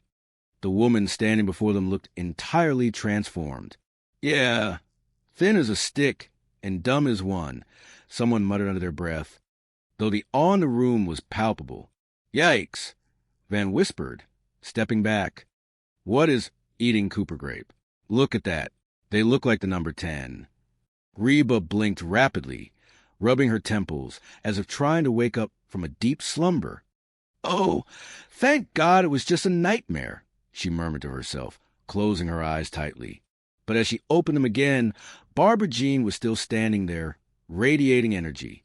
"Yoo-hoo, I am here, and I am thin," Barbara Jean repeated, twirling around to show off her new physique. Reba sighed heavily, resigning herself to the reality of the morning. "And the nightmare continues," she whispered. Chapter 2, The Power Smoothie. The kitchen had transformed from a place of casual breakfasting into a laboratory of supposed health. Reba stood diligently over the kitchen counter, the loud, mechanical grinding of the blender drowning out the morning bird song. She was pouring a thick, questionable-looking green liquid into a row of tall glasses. Cheyenne walked into the kitchen, rubbing the sleep from her eyes. The loud noise of the blender made her wince. "Mom, make us some pancakes," she requested softly, yearning for the comfort of warm syrup and fluffy dough. Reba switched off the blender, wiping her hands on a dish towel. She looked at her daughter with a firm, uncompromising expression. "No, I am making everyone a power smoothie, and this afternoon I am taking a power walk." Van, who had just shuffled into the room, wearing his comfortable morning clothes, let out a loud, genuine laugh. "Power walk?" he repeated, a teasing glint in his eye. "Oh, forget your power cane." Cheyenne instantly turned to her husband, offering a stern frown. "Van, that is not nice," she scolded gently, though a small smile threatened to break through. "Mom does aerobics." "She could shatter her hip," Van countered innocently, picking up one of the tall glasses and inspecting the thick, green sludge with deep suspicion. Reba leaned across the kitchen island, her eyes narrowing as she looked directly at her son-in-law. "And yet, in the blink of an eye, I can make you both homeless," she stated evenly, her voice carrying a calm but absolute authority. Van swallowed hard, carefully placing the glass back onto the counter. "Yes, ma'am," he whispered politely. Before Reba could distribute her liquid health concoctions, the back door flew open. Barbara Jean practically skipped into the room, carrying a bright pink pastry box. "Hey, everybody," Barbara Jean announced, her voice bouncing off the walls. "I am here, and I am—" "Oh, shut up and have a donut," Reba interrupted, clearly exhausted by the boundless energy emanating from a newly slim woman. Barbara Jean giggled, setting the box down and opening it to reveal a glorious assortment of glazed, frosted, and sprinkle-covered pastries. She picked up a powdered donut, holding it delicately between her fingers. She looked over at the green sludge in Reba's glasses and wrinkled her nose in distaste. "Oh, Reba," Barbara Jean sighed, her tone dripping with dramatic concern. "You are not still trying to lose weight by drinking those power smoothies, are you?" Reba crossed her arms, standing defensively in front of her blender. "They are very nutritious. Jordan, my trainer, says that those are loaded with hidden carbs," Barbara Jean informed her, taking a small, dainty bite of her donut. Reba stared at her in utter disbelief. "Barbara Jean, I am all for adopting a healthy new lifestyle. But seriously, I mean, there has to be some sort of—" Reba trailed off, noticing that both Van and Cheyenne were entirely captivated by Barbara Jean, their eyes glued to her every movement. "Will you stop staring at her?" Reba snapped, waving her hands in front of her daughter and son-in-law. Cheyenne blinked, shaking her head slightly as if breaking out of a trance. "What?" "We have been staring at her for, like, the past 2 hours. Well, she is pretty." "I am pretty," Reba stated, crossing her arms defensively. "Well, of course you are," Cheyenne reassured her mother quickly, patting her arm. "You have always been pretty, but she is new pretty." Van nodded enthusiastically in agreement, completely missing the dangerous territory he was wandering into. "Oh, Van, that is such a funny story you can tell to your next wife," Reba warned him dryly. Barbara Jean beamed, soaking in the compliments like a flower in the sun. She turned to Van, her eyes wide and fluttering. "Van, you really think that I am new pretty?" "Oh, yeah," Van said without hesitation. "You are like a bleached-out Halle Berry." Barbara Jean gasped in pure delight, clutching her hands over her heart. "Thank you. You are welcome," Van replied, pleased with his own compliment. "I am going to go make some calls," Barbara Jean announced, practically floating out of the kitchen, entirely fueled by the admiration of her peers. As soon as she was out of earshot, Van leaned in close to Cheyenne, lowering his voice conspiratorially. "So, Barbara Jean—" "Yeah," Cheyenne asked, turning to him. "Is it true that, when you lose a bunch of weight, you, want to do, you know? Van paused, searching for the right words, before gesturing vaguely with his hands. "Bounce, Ka bounce." Cheyenne's jaw dropped in absolute shock. "Van!" she shrieked, swatting him hard on the shoulder. Van immediately realized his grave error. He panicked, reaching out to soothe his fiercely offended wife. "Oh, Cheyenne, do not be upset. You are still hot." He searched his brain desperately for a compliment to equal the one he had given Barbara Jean. "You are like a bleached-out Jan Brady. January Jan Brady." Cheyenne's eyes narrowed into dangerous slits. She glared at him, a storm brewing in her expression. "I am Marcia," she stated coldly. "Marcia, Marcia, Marcia." With that, Cheyenne turned on her heel and stormed out of the kitchen, leaving Van standing alone with his profound regret. A moment later, Barbara Jean returned, seemingly unaware of the marital discord that had just taken place. She leaned against the counter, looking at Reba with an earnest expression. "So, Reba, I got an idea," Barbara Jean began, her voice bubbling with excitement. "You should come down to the gymnasium and meet Jordan, my trainer." Reba took a slow, deliberate sip of her green smoothie, grimacing slightly at the bitter taste of kale and spinach. "No, thank you." "Seriously, he will change your life," Barbara Jean insisted, stepping closer. "I mean, he is so much more than a personal trainer. He taught me how to work out and eat right." Reba raised an eyebrow, mildly intrigued but mostly skeptical. "Is that so?" Oh, yes, Barbara Jean continued, her eyes shining with admiration. We go over the clothes I'm going to wear, the movies I'm going to see. Reba lowered her glass, her skepticism deepening into outright confusion. Whoa, the movies you're going to see? What does that have to do with you getting in shape? Barbara Jean waved her hand dismissively, giggling lightly. Oh, nothing. We just have the same sense of humor. That Tim Allen just kills us. I mean, whether he was playing a dog or Santa Claus, you just buy it. Reba stared at her, utterly bewildered by the logic. So, you will come meet Jordan? Barbara Jean pressed, hopeful. No, Reba answered firmly. Oh, come on, Reba, Barbara Jean pleaded, linking her arm through Reba's. I want my best girlfriend to meet my best boyfriend. The kitchen fell dead silent. Barbara Jean froze, her eyes widening as she realized what she had just said. A deep blush rushed to her cheeks. Boyfriend? She whispered, her hands flying to her mouth. Oh, whoops. That came out wrong. Oh!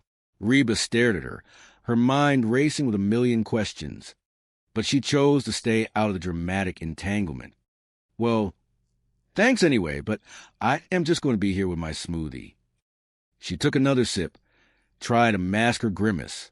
Delicious, just like fruit gravy. Just then, Brock walked into the kitchen, dressed casually in his weekend attire. He spotted his wife and smiled warmly. Oh, hey, Barbara Jean. Here you are. Listen, how would you like to go out and grab a quick lunch? Just the two of us. Barbara Jean looked genuinely apologetic as she pulled away from the counter. Oh, honey, I cannot. I am going to the gymnasium. Brock's smile faltered slightly. He stepped closer, taking her hand gently. Well, cannot you skip it just this once? Come on. I will take you to that romantic French place you like so much. Barbara Jean hesitated for a fraction of a second before shaking her head. Really? Skip the gymnasium and eat French food? No confondu, brah. With a bright wave, she grabbed her gym bag and hurried out the back door, leaving Brock standing alone in the kitchen, a look of deep disappointment and creeping suspicion settling over his features. Brock turned to Van, who had been quietly observing the exchange. Man, she blew me off again. All she wants to do is go down to the gymnasium and spend time with Jordan, her trainer.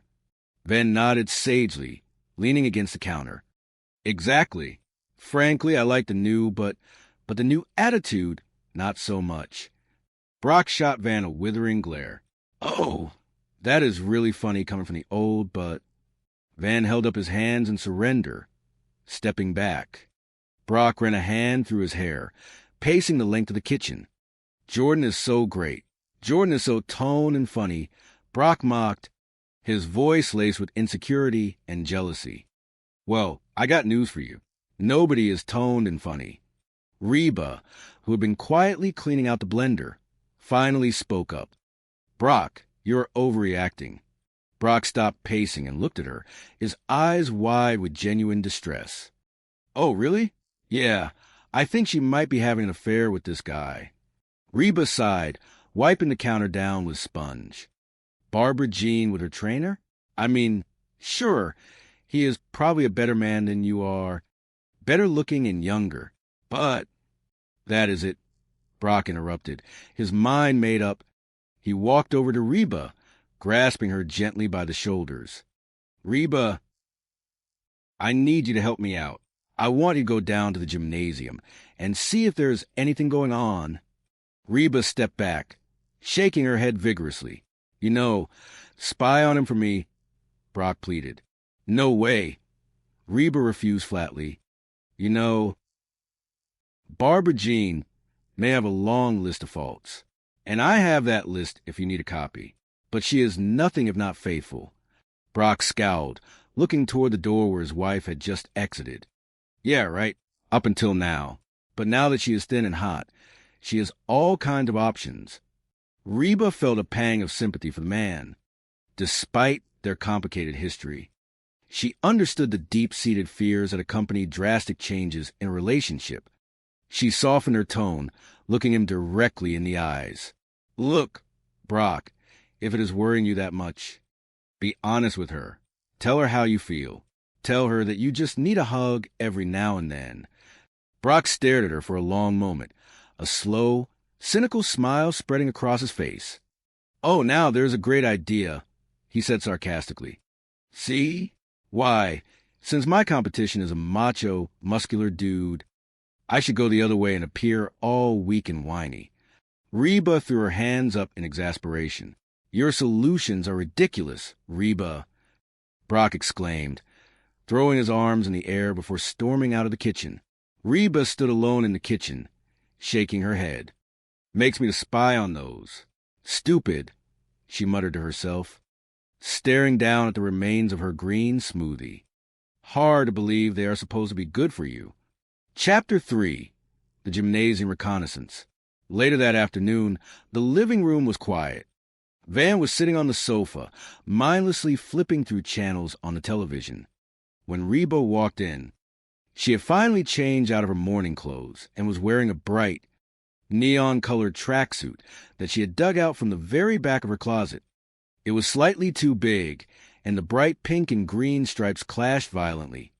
But it was the only athletic wear she owned. Van looked up, his eyes widening at the vibrant display of colors. Hey, Mrs. H, you all for your power walk? Reba sighed, stretching her arms above her head. Man, I love old people. Power walking, moving along, swinging their arms, like there's a big sale for false teeth. Van chuckled, but Reba shook her head. No, I am not going for my power walk. This whole physical thing is getting everybody acting wacko. What do you mean? Van asked, setting the remote down. Well, your dad thinks that the guy who gave Barbara Jean her new body is wanting to take a force spin. Von S' relaxed demeanor instantly vanished. He sat up straight, his face adopting an expression of profound, misplaced wisdom. He probably does. What are you talking about? Guys are pigs. They are dogs. They are all animals. Reba looked at him, highly amused by a sudden philosophical outburst. They just care about hot women, Van continued passionately, pacing in front of the coffee table. They are hot dogs. Reba raised an eyebrow. My point is, Van continued, ignoring her expression, is that when you got a hot lady, you got to keep your guard up at all times. I used to, he added quietly, a hint of sadness in his voice. Reba's heart softened. You used to? Van looked up quickly, realizing how his words sounded. No, baby, do not take it like that, he said, directing his words to an invisible Cheyenne. It is just that I have grown into a mature, stable individual. That is all. Suddenly, Brock walked back into the room, looking even more disheveled and anxious than before. Well, I do not like it, he grumbled loudly, tossing his keys onto the table. Where have you been? Reba asked, crossing her arms. I went to get something to eat, Brock mumbled, rubbing his stomach nervously. He looked at Van, seeking an ally. So, Ben, you think that Brock might be right about this trainer? Van, who was momentarily confused by being called Ben, quickly recovered and nodded. Sure, this guy could be hot for Barbara Jean, but since Barbara Jean is not looking to play, there is no problem. And it is obvious Barbara Jean is not looking. Why is this obvious? Brock demanded, desperate for reassurance. Van held up 2 fingers. 2 reasons. Barbara Jean is not good at keeping secrets, and she thinks of you as her best friend. If she were fooling around with this guy, she would be constantly talking about him to you. Heck, she would probably even want you to meet him. Brock stared at Van, the words hitting him like a ton of bricks. He remembered a conversation earlier in the kitchen. She had wanted Reba to meet him. She had called him her boyfriend. Meet him? Brock choked out, his face draining of color. He let out a loud, pain groan. Oh! Reba, realizing that Van's attempt at comfort had completely backfired, knew what she had to do. She grabbed her purse from the table and headed for the door. Where you going? Brock asked, looking up with a glimmer of hope. Go down to the gymnasium with the rest of the wackos, Reba announced, pulling the front door open. Van grinned. offering her supportive thumbs up. All right, well, keep those arms a-swinging. The local gymnasium was a massive, echoing cavern filled with a loud clanking of metal weights, the rhythmic hum of treadmills, and the heavy breathing of dozens of people pushing their physical limits. The air smelled of sweat, rubber, and an intense amount of citrus-scented cleaning supplies. Reba walked through the glass double doors, her neon tracksuit making her stand out like a lighthouse beacon among the sleek, black and gray athletic were of the regular patrons. She felt incredibly out of place, clutching her purse tightly against her brightly colored chest. She scanned the room, her eyes darting past rows of elliptical machines and weight benches. Finally, she spotted her. Barbara Jean was standing near the large mirrored wall, her bright outfit perfectly matching her radiant smile. Standing next to her was a man who looked like he had been carved out of solid marble. He was tall, incredibly muscular, with perfectly styled hair and a brilliant white smile. Reba took a deep breath, steeling her nerves, and marched over. "Oh, hey, Reba," Barbara Jean called out happily, waving her over. "You came." "Yeah," Reba said, stopping a few feet away and looking around the crowded room. "Man, there's a lot of beautiful people around here." Barbara Jean giggled, leaning in to whisper conspiratorially, "You should see them naked in the shower." Reba's eyes widened in horror. "Hey!" A deep, smooth voice interrupted. Reba turned to look at the living statue standing before her. "Jordan," Barbara Jean introduced happily. "Hey! Ready to start, Barbara Jean?" Jordan asked, his voice dripping with professional enthusiasm. Yeah, Barbara Jean replied eagerly. Jordan looked Barbara Jean up and down, offering an approving nod. "Hey, you look great in that outfit." Barbara Jean blushed, smoothing down the fabric of her leggings. "Oh, well, the other woman is getting kind of baggy." Reba rolled her eyes internally. "Can you believe her?" she muttered to herself. She did the impossible. She lost all that weight and kept these fellas. Barbara Jean suddenly remembered her manners. Oh. Okay, Jordan. Jordan, this is my friend, Reba. Jordan turned his dazzling smile onto Reba, extending a large, calloused hand. "Hey, I am Jordan." Reba shook his hand hesitantly. "I am Reba. So, you gonna join us, Reba?" Jordan asked, his enthusiasm never waning. Reba took a step back, holding her hands up. "Oh, I do not know. I just think that, me and my, fellows will just watch for a while." Jordan shook his head, a playful, challenging glint in his eye. "Well, Reba, you're not going to get into shape by just watching. You need to sweat a little." "Yeah, but you guys have to understand," Reba started, feeling the familiar wave of insecurity washing over her. "It has been a while since I've been in a gymnasium like this, and I do not think—" "Hello, there," Jordan interrupted smoothly, turning his attention back to Barbara Jean, who was already on the floor, beginning her stretches. "Barbara Jean, you really are getting limber." Reba watched in stunned silence as Barbara Jean effortlessly pulled her leg up, stretching it high above her head in a display of flexibility that Reba found entirely unnatural. "Remember when you could not put your leg over my head?" Jordan asked, laughing gently as he helped stabilize her. "Remember when I did not want to?" Barbara Jean shot back playfully. Reba's jaw dropped. She watched the physical proximity, the easy banter, and the casual touching. Brock's paranoid warnings echoed loudly in her mind. Is that legal? Reba stammered, pointing a shaking finger at the pair. "I mean necessary?" Jordan looked over his shoulder, entirely unfazed. "It is critical to stretch the muscles out before you exercise them. Yeah, otherwise, you could really hurt something." He gently guided Barbara Jean to switch positions. "Turn over." Jordan looked at Reba with an earnest expression. "Reba, you need to watch this one. This one is my favorite." Reba stood completely frozen, a horrified witness to the workout routine. "All right, Jordan instructed, his hands pressing firmly against Barbara Jean's upper back. Now, this gives a good stretch to the back and chest muscles. Really should do this once a day. Barbara Jean let out a soft groan of relief. Oh, I would do it all day if I could. Reba felt her face growing hot, the sheer awkwardness of the situation becoming entirely unbearable.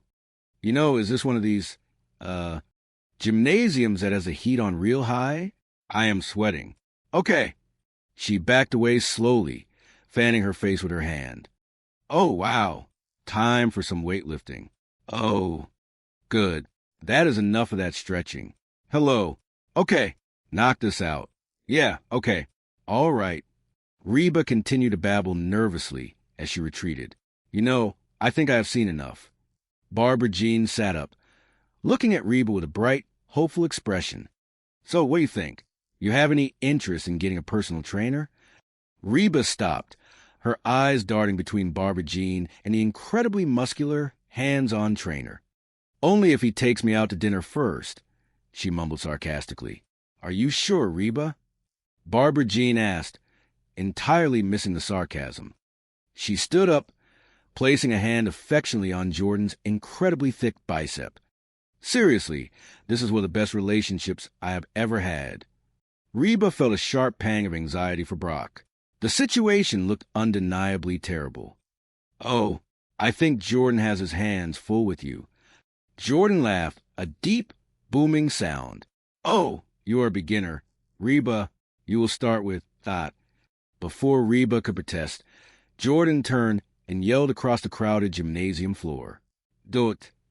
From the far corner of the room, a woman who looked like she could bench press a small pickup truck turned around. She was massive, her muscles rippling beneath her tight tank top. Yeah, the bellowed back, her voice deep and intimidating. Jordan pointed at Reba, who was now trembling visibly in her neon tracksuit. This is Reba. She seems a little tense.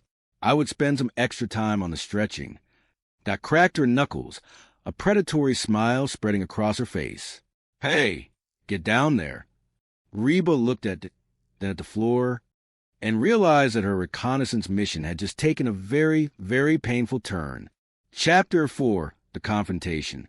The house was unnervingly quiet when Reba finally returned. Her muscles ached in places she did not even know she had muscles, thanks to Dot's aggressive stretching routine. She hobbled to the front door, looking completely defeated, her bright neon tracksuit now slightly damp with terrified sweat. Brock was pacing frantically in the living room, wearing a rut into the carpet. The moment he heard the door open, he sprinted into the hallway. So, did you see him? Brock demanded, his voice high-pitched and panicked. What is he like? Is he little?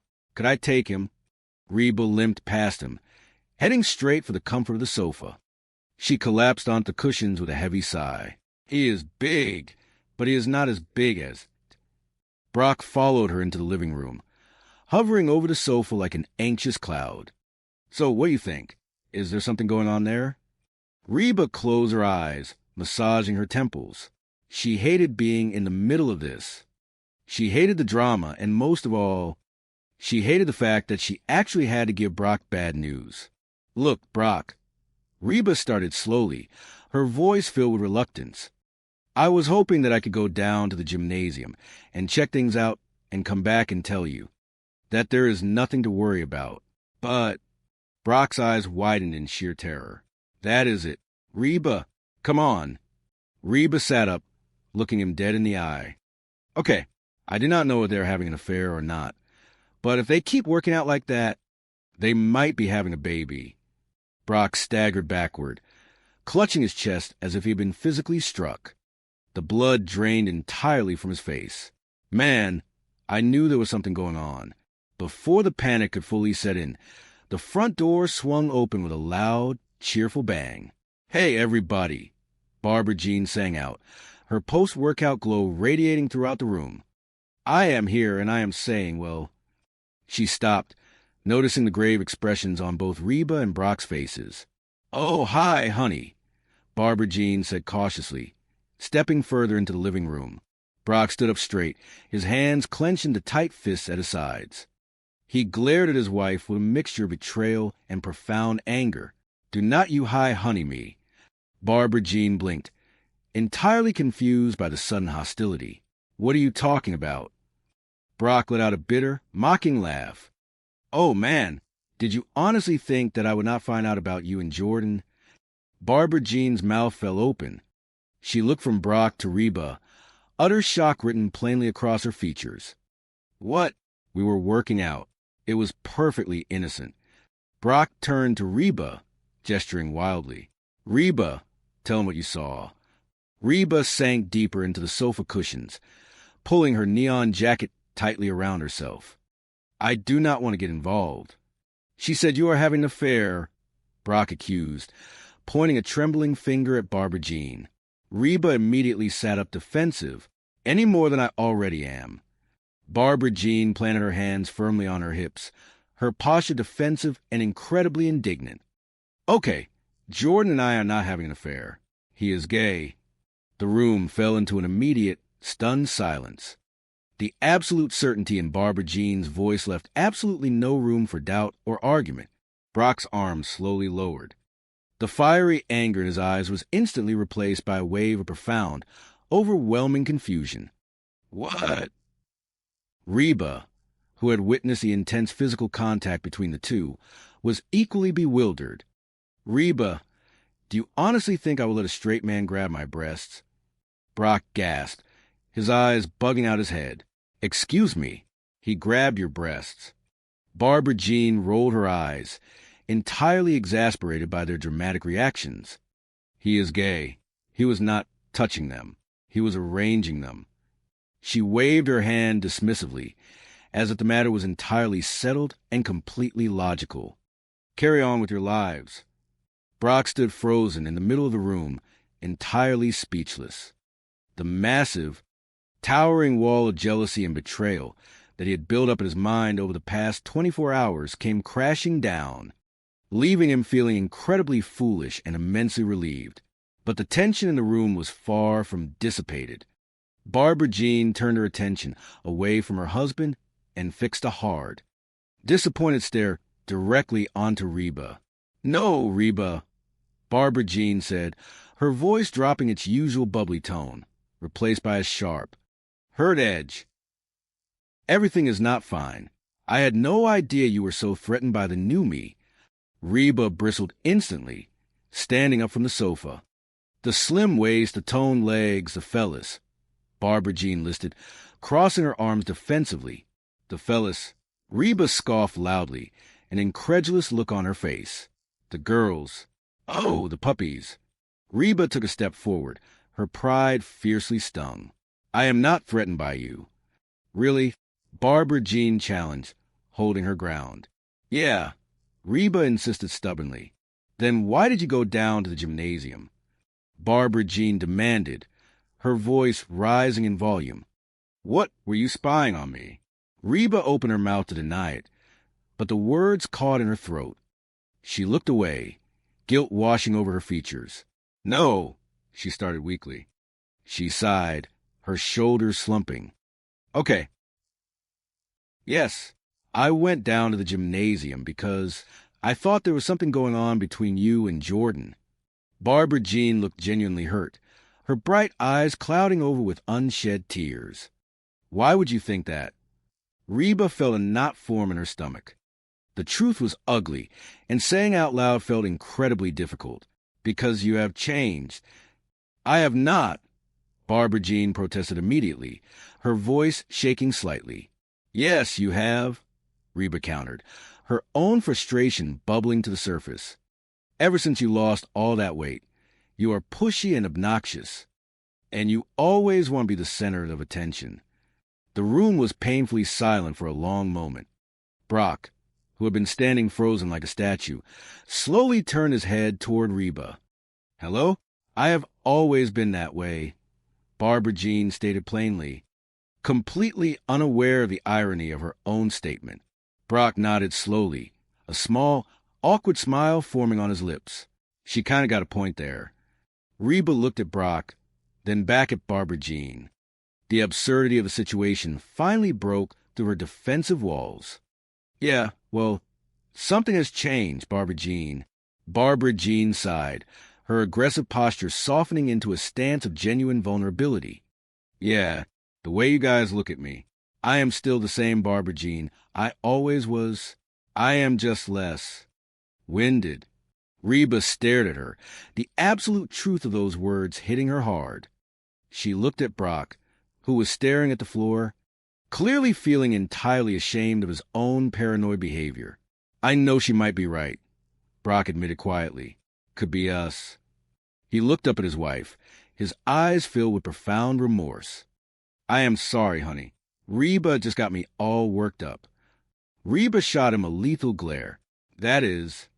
She stopped herself, taking a deep, steadying breath. It was time to be honest. Look, Barbara Jean, Reba started gently, stepping closer to the woman who had caused her so much complicated grief over the years. The truth is, I think I went down to the gymnasium, almost hoping that I would find you doing something wrong. Barbara Jean looked up, confused. You know anything, Reba continued, her voice soft and apologetic, so I could feel superior to you and your skinny butt. Reba paused, looking deep into Barbara Jean's eyes, hoping she would understand profound vulnerability of her admission. So, I am sorry. Barbara Jean stared at her for a long, silent moment. The hurt in her eyes slowly vanished, replaced by an expression of pure, unadulterated shock. Saudi?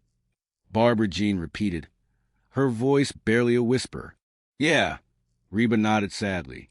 Suddenly, a massive, brilliant smile broke across Barbara Jean's face. She threw her hands up in the air, practically jumping with joy. This is great. Reba recoiled, entirely confused by the sudden joyous outburst. For the first time since we have known each other, you want to be me. Reba's eyes widened in absolute horror. I do not want to be you. I know. Barbara Jean squealed, entirely ignoring Reba's protest. She clapped her hands together in pure delight. It is even better. You won't look like me. With a triumphant laugh, Barbara Jean spun around, practically floating on air. She grabbed her gym bag, her energy fully restored by the incredible revelation. Hey, where you going? Brock asked, reaching out toward her. Just going to go grab something to eat, Barbara Jean announced happily, walking toward the door. I will see you next year. The front door slammed shut, leaving Reba and Brock standing alone in the living room, entirely bewildered by the strange, tracing the lines of her face, feeling the weight of expectations pressing down on her shoulders. The door creaked open, and Van walked in, rubbing the back of his neck. Hey, honey. Cheyenne turned around quickly, feeling a sudden surge of vulnerability. Hey, baby, I need to talk to you. Van walked over, a soft smile on his face. Oh, honey, I just got the television. Cheyenne shook her head, stepping away from a mirror. Well, I started thinking that maybe you do not think of me as new pretty because I do not do enough to keep your interest. Van's expression shifted instantly from casual to deeply concerned. He closed the distance between them, his eyes full of earnest sincerity. No, honey, you're way hot. Guilty. Cheyenne offered a small, insecure smile, turning away to pick up a box from the dresser. But anyway, I thought that maybe I should, change my look every now and then just to keep things fresh. So, I bought a wig. She pulled out a vibrant, almost neon-colored wig from the box. Holding it up with a mixture of hope and embarrassment, Van gently reached out, placing his hands over hers. Cheyenne, put that down. He lowered the wig back into the box, his gaze never leaving hers. Listen to me. He took a deep breath, his voice steady and filled with a quiet, profound love that anchored her completely. I think it is a good thing that when I look at you, I do not see the beautiful girl with the killer body. I see my wife, and I am attracted to her, whether she is all dressed up, ready to go out, or just sitting on the couch wearing those washed-up flannel pajamas. Cheyenne felt a lump form in her throat, her eyes shining with unshed tears. Really?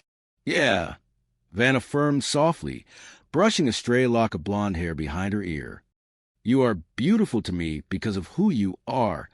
A soft, genuine smile broke across Cheyenne's face, washing away the doubts that had plagued her all day. I feel kind of stupid. Van pulled her into a warm, enveloping embrace, resting his chin on the top of her head. That is also who you are, and I love it.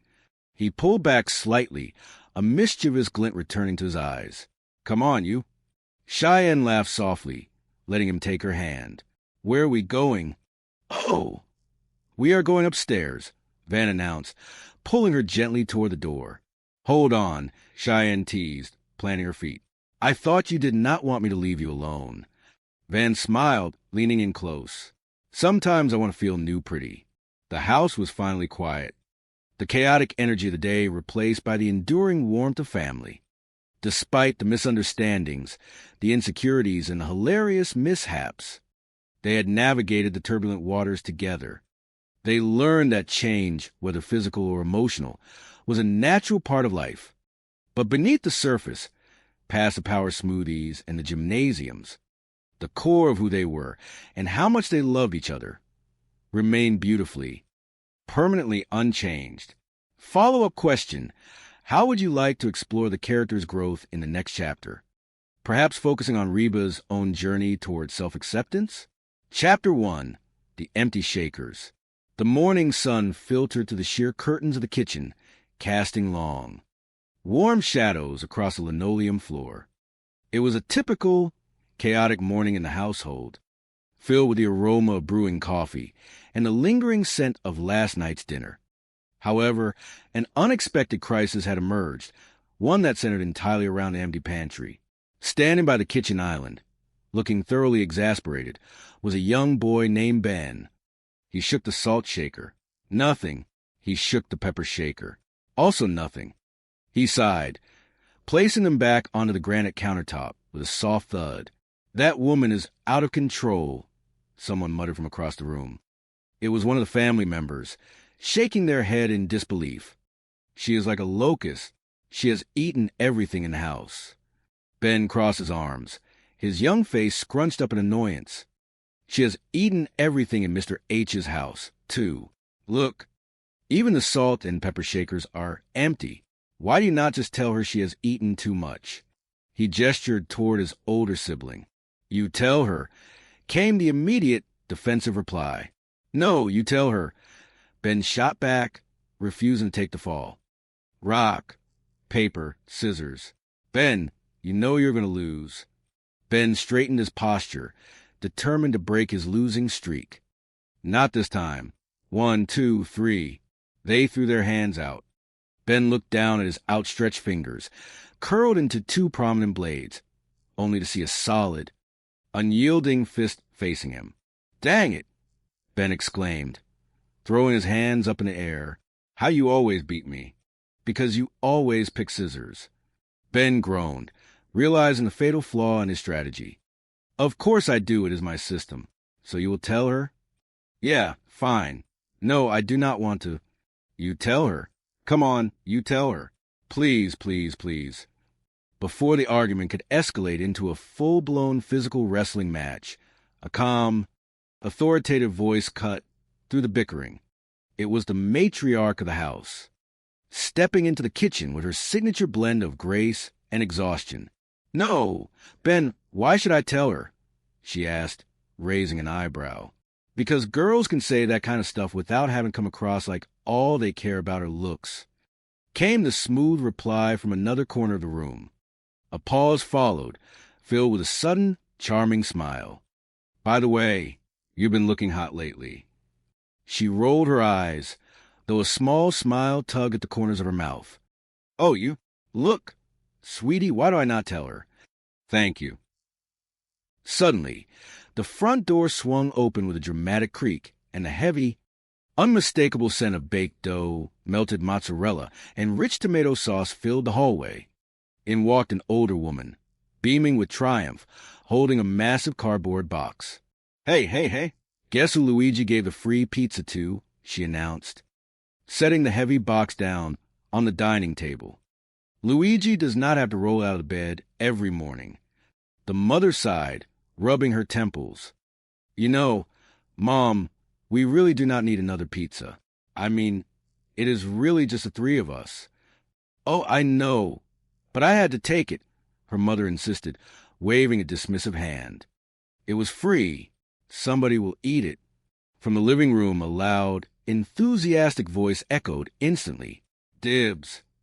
The mother looked at the greasy cardboard box, then down at her own reflection in the toaster. She took a deep breath, standing a little taller. You know what, Mom? I am thinking maybe we should all try and get a little healthier around here. Her mother looked at her as if she had just spoken in a foreign language. What are you talking about? I am very healthy. Suddenly, a commotion erupted near the front window. All right, that is it. Mrs. H, drop it. Drop it. Mrs. H, drop it. Drop it. Drop it. The family rushed to see what was happening. It was absolute madness. Drop it. Mrs. H, I cannot stand to see you do this to yourself. It is like you are trying to eat yourself to death. Why? What happened to you? What is different? Before anyone could make sense of the yelling, a high-pitched, musical voice rang out from the front porch. The door burst wide open, revealing a familiar face, but a completely unrecognizable silhouette. You, I am here, and I am thin. It was Barbara Jean. She stood in the doorway, striking a pose. The woman who had once been known for her soft, round features and endless appetite was now entirely transformed. She wore a fitted, bright outfit that highlighted a remarkably slender waist and toned arms. There was a collective gasp from the room. Yeah, thin as a stick and dumb as one, someone muttered under their breath. Yikes, another whispered. What is eating Cooper grape? Look at that. They look like the number 10. Someone else rubbed their eyes, utterly bewildered by the sight. Oh, thank God it was just a nightmare. But Barbara Jean stepped further into the light, twirling gracefully. You, I am here, and I am thin. And the nightmare continues, the mother muttered to herself, staring at the woman who seemed to effortlessly command the attention of everyone in the room. Chapter 2, The Power Smoothie. My roots are planted in the past, though my life is changing fast. Who I am is who I want to be. A single mom who works too hard, who loves her kids and never stops. With gentle hands and the heart of a fighter, I am a survivor. The next morning, the kitchen was devoid of pizza boxes.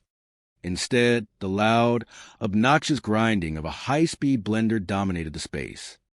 Reba stood at the counter, wearing her most determined expression, forcefully pushing leafy greens and assorted fruits down into the swirling vortex of the machine. Mom, make us some pancakes, one of the kids groaned, dragging their feet across the floor. Reba did not even look up from the blender. No, I am making everyone a power smoothie. And this afternoon, I am taking a power walk. Power walk. Van, her son-in-law, asked from the dining table, a smirk playing on his lips. Oh, forget your power cane. Cheyenne, his wife, smacked his arm playfully. Van, that is not nice. Mom does aerobics. She could shatter her hip. Reba turned off the blender, the sudden silence hanging heavily in the room. She looked directly at the young couple, her eyes narrowing. And yet, in the blink of an eye, I can make you both homeless. Before Cheyenne or Van could formulate an apology, the door chimed, and in strolled Barbara Jean, glowing with an irritating amount of energy. Hey, everybody. I am here, and I am... Oh, shut up and have a donut. Reba snapped, pouring the thick, questionable green liquid into a tall glass. Barbara Jean walked over, looking at the concoction with a mixture of pity and amusement. Oh, Reba, you are not still trying to lose weight by drinking those power smoothies, are you? Jordan, my trainer, says that those are loaded with hidden carbohydrates. Reba took a defiant sip of the green sludge, trying her hardest not to grimace. Barbara Jean, I am all for adopting a healthy new lifestyle. But seriously, I mean, there has to be some sort of... She stopped speaking, noticing that the men in the room had gone completely silent. They were staring, all of them, unblinking. Will you stop staring at her? Reba demanded. What? Van blinked, shaking his head as if waking from a trance. We had been staring at her for, the past 2 hours. Well, she is pretty. Barbara Jean blushed, touching her hair modestly. I am pretty. Well, of course you are, Reba said, trying to maintain her patience. You have always been pretty, but she is new pretty. Oh, Van, that is such a funny story you can tell to your next wife, Cheyenne said, her voice dripping with sudden, sharp insecurity. She glared at her husband. Van, entirely oblivious to the danger he was in, turned his full attention to Barbara Jean. Van, you really think that I am new pretty? Barbara Jean asked, her eyes fluttering. Oh, yeah, you are like a bleached-out Halle Berry. Barbara Jean gasped, absolutely delighted. Thank you. You are welcome, Van replied smoothly. I am going to go make some calls. As Van walked away, another one of the men leaned in, his curiosity getting the better of his manners. So, Barbara Jean, yeah, is it true that when you lose a bunch of weight, you want to do, bounce, ka bounce? Fun! Cheyenne shrieked, thoroughly mortified. Van turned back, completely unfazed. Oh, Cheyenne, do not be upset. You are still hot. You are like a bleached-out Jan Brady. January Jan Brady. I am Marcia. Cheyenne crossed her arms, her face turning red. Marcia, Marcia, Marcia. Barbara Jean clapped her hands together, redirecting the conversation back to her favorite subject. So, Reba, I got an idea. You should come down to the gymnasium and meet Jordan, my trainer. Seriously, he will change your life. I mean, he is so much more than a personal trainer. He taught me how to work out and eat right. We go over the clothes I'm going to wear, the movies I'm going to see. Reba stared at her, utterly baffled. Whoa, the movies you're going to see? What does that have to do with you getting in shape? Oh, nothing. Barbara Jean giggled softly. We just have the same sense of humor. That Tim Allen just kills us. I mean, whether he is playing a dog or Santa Claus, you just buy it. So you will come meet Jordan? Reba took another slow, painful sip of her power smoothie. No. Oh, come on, Reba. I want my best girlfriend to meet my best boyfriend. Barbara Jean froze, her eyes widening in panic as she realized what she had just said. Boyfriend? Oh, whoops. That came out wrong. Reba raised an eyebrow, but chose not to press the issue. Oh, well, thanks anyway. But I am just going to be here with my smoothie. Delicious, just like fruit gravy. After a few moments of awkward silence, Reba set the glass down and tried to change the subject to something far more appealing than physical exertion. Oh, hey, Barbara Jean, here you are. Listen, how would you like to go out and grab a quick lunch? Just the two of us. Barbara Jean looked genuinely regretful. Oh, honey, I cannot. I am going to the gymnasium. Well, cannot you skip it just this once? Come on. I will take you to that romantic French place you like so much. Really? Skip the gymnasium and eat French food? Barbara Jean tapped her chin playfully. No confondu, brah. With a final, energetic wave, the newly slender Barbara Jean practically skipped out of the kitchen, leaving Reba alone with her fruit gravy and a sinking feeling of suspicion. Chapter 3. The Green-Eyed Monster. Later that afternoon, Brock paced back and forth in Reba's living room. The man looked incredibly stressed, his hands running through his hair as he muttered under his breath. Man, she blew me off again, Brock complained, throw his hands in the air. All she wants to do is go down to the gymnasium and spend time with Jordan, her trainer. Reba, who was trying to read a magazine on the sofa, sighed. Exactly. Frankly, I like the new, but the new attitude, not so much. Reba lowered her magazine, giving him a flat, unimpressed look. Oh, that is really funny coming from the old, but... Brock ignored the insult, too wrapped up in his own anxiety. Jordan is so great. Jordan is so toned and funny. Well, I got news for you. Nobody is toned and funny. Brock, you're overreacting. Oh, really? Brock stopped pacing and looked Reba directly in the eye. Yeah, I think she might be having an affair with this guy. Reba blinked, genuinely surprised. Barbara Jean with her trainer? I mean, sure, he is probably a better man than you are, better looking and younger, but... That is it, Brock interrupted, stepping closer. Reba, I need you to help me out. I want you to go down to the gymnasium and see if there is anything going on. You know, spy on him for me. Reba laughed, shaking her head. No way. You know, Barbara Jean may have a long list of faults, and I have that list if you need a copy, but she is nothing if not faithful. Yeah, right, Brock scoffed, crossing his arms over his chest. Up until now, but now that she is thin and hot, she has all kind of options. Reba set her magazine down entirely, leaning forward to deliver some much-needed common sense. Look, Brock, if it is worrying you that much, be honest with her. Tell her how you feel. Tell her that you just need a hug every now and then. Brock threw his head back and laughed bitterly. Oh, now there's a great idea. See? Why, since my competition is a macho, muscular dude, I should go the other way and appear all weak and whiny. Your solutions are ridiculous. Reba makes me want to spy on those. Stupid. He trailed off, unable to form a coherent sentence, and stormed out of the room, leaving Reba alone to ponder his words. She walked into the kitchen, picking up the remnants of her power smoothie. Hard to believe they're supposed to be good for you, she whispered to herself. Just then Van walked in, looking unusually philosophical. Hey, Mrs. H, you off your power walk? Man, I love old people. Power walking, moving along, swinging their arms, like there's a big sale for false teeth.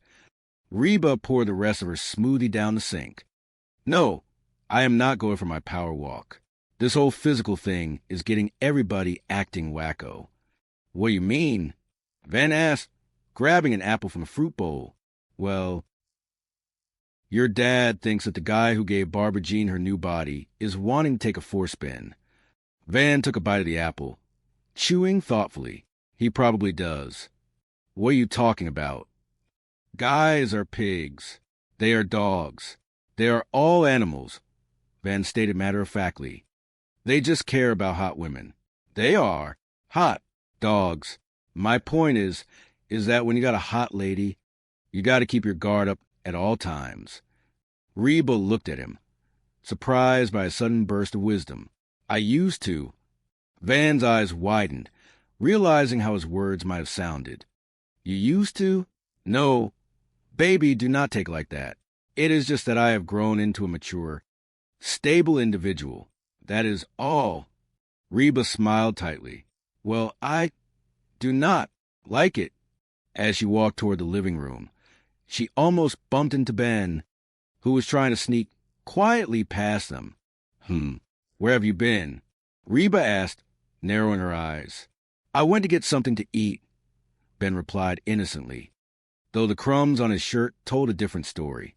Reba let him pass, her mind returning to Brock's ridiculous request. So, Ben, you think that Brock might be right about this trainer? Ben paused, considering the situation with the solemnity of a seasoned detective. Sure, this guy could be hot for Barbara Jean, but since Barbara Jean is not looking to play, there is no problem. And it is obvious Barbara Jean is not looking. Why is this obvious? Reba asked, genuinely curious about the young boy's perspective. 2 reasons. Barbara Jean is not good at keeping secrets, and she thinks of you as her best friend. If she were fooling around with this guy, she would be constantly talking about him to you. Heck, she would probably even want you to meet him. Reba froze. The memory of Barbara Jean's earlier invitation echoed loudly in her mind. I want my best girlfriend to meet my best boyfriend. Boyfriend? Oh, whoops. That came out wrong. Reba gasped quietly. Meet him? Oh, She immediately grabbed her purse from the hook by the door. "Where you going?" Van asked, watching her sudden burst of frantic energy.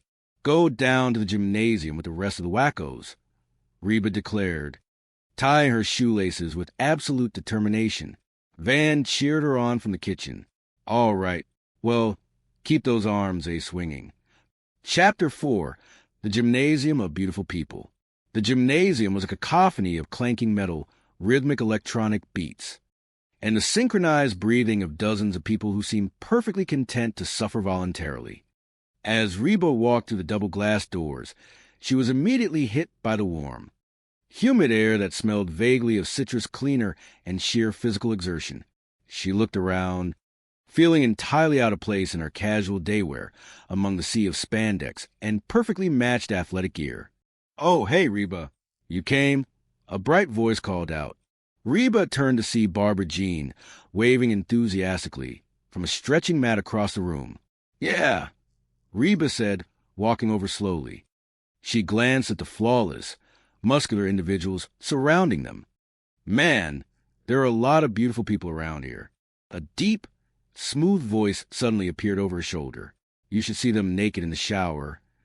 Reba jumped, spinning around to face a man who looked like he had been sculpted out of marble. He had perfectly styled hair, a blindingly white smile, and muscles that seemed to possess their own gravitational pull. "Hey," the man said smoothly. "Jordan." "Hey," Barbara Jean chirped, practically vibrating with excitement. "Ready to start, Barbara Jean?" Jordan asked, his voice dripping with easy charm. Yeah. Jordan looked Barbara Jean up and down approvingly. "Hey, you look great in that outfit." Barbara Jean beamed, patting her sides. "Oh, well, the other woman is getting kind of baggy." She gestured toward Reba, leaning in to whisper loudly to Jordan. "Can you believe her? She did the impossible. She lost all that weight and kept these fellas." Reba's eyes widened in horror. Oh. "Okay, Jordan. Jordan, this is my friend, Reba." Jordan extended a perfectly manicured hand. "Hey, I am Jordan." Reba shook it tentatively. "I am Reba. So, you'll join us, Reba?" Jordan asked, gesturing toward the row of terrifying-looking exercise machines. "Oh, I do not know," Reba stammered, taking a step back. "I just think that me and my fellows will just watch for a while." Jordan chuckled, shaking his head. "Well, Reba, you're not going to get into shape by just watching. You need to sweat a little." "Yeah, but you guys have to understand, it has been a while since I've been in a gymnasium like this, and I do not think—" Reba's voice trailed off. She turned her head and gasped. "Hello, there." Barbara Jean was on the mat, and Jordan had stepped behind her, guiding her into a stretch that defied both gravity and basic human anatomy. "Barbara Jean, you really are getting limber," Jordan praised, adjusting her posture. Barbara Jean giggled, leaning into the stretch. "Remember when you could not put your leg over my head? Remember when I did not want to?" Jordan laughed warmly. Reba stood frozen, utterly scandalized. Is that legal? I mean necessary." Jordan looked up, completely unfazed by Reba's panic. "It is critical to stretch the muscles out before you exercise them. Yeah, otherwise, you could really hurt something. Turn over." Barbara Jean happily flipped onto her back. "Reba, you need to watch this one," Barbara Jean called out brightly. "This one is my favorite." Jordan stepped over her, grabbing her arms and pulling them back in a sweeping motion. "All right, now, this gives a good stretch to the back and chest muscles. Really should do this once a day." "Oh, I would do it all day if I could," Barbara Jean sighed blissfully. Reba began to fan herself with her hand, feeling completely overwhelmed. Is this one of these gymnasiums that has the heat on real high? I am sweating. Okay. Jordan finally released Barbara Jean and clapped his hands together. "Oh, wow. Time for some weightlifting." Reba let out a massive sigh of relief. "Oh, good. That is enough of that stretching. Hello. Okay, knock this out. Yeah, okay. All right. She took a few quick steps backward toward the exit. You know, I think I have seen enough. Jordan looked at her, tilting his head. So, what do you think? You have any interest in getting a personal trainer? Only if he takes me out to dinner first, Reba quipped nervously, edging closer to the door. Are you sure, Reba? Seriously, this is one of the best relationships I have ever had. Oh, I think Jordan has his hands full with you, Reba said, pointing awkwardly at the two of them. Jordan smiled, but it was a strictly professional, slightly intimidating smile. Oh, you're a beginner, Reba. You will start with that. He turned his head and shouted across the massive room. Yeah, this is Reba. She seems a little tense. I would spend some extra time on the stretching.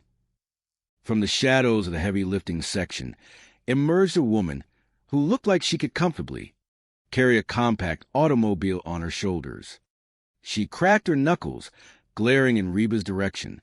Hey, growled, pointing a massive, chalk-covered finger at the stretching mat. Get down there. Reba did not wait to say goodbye.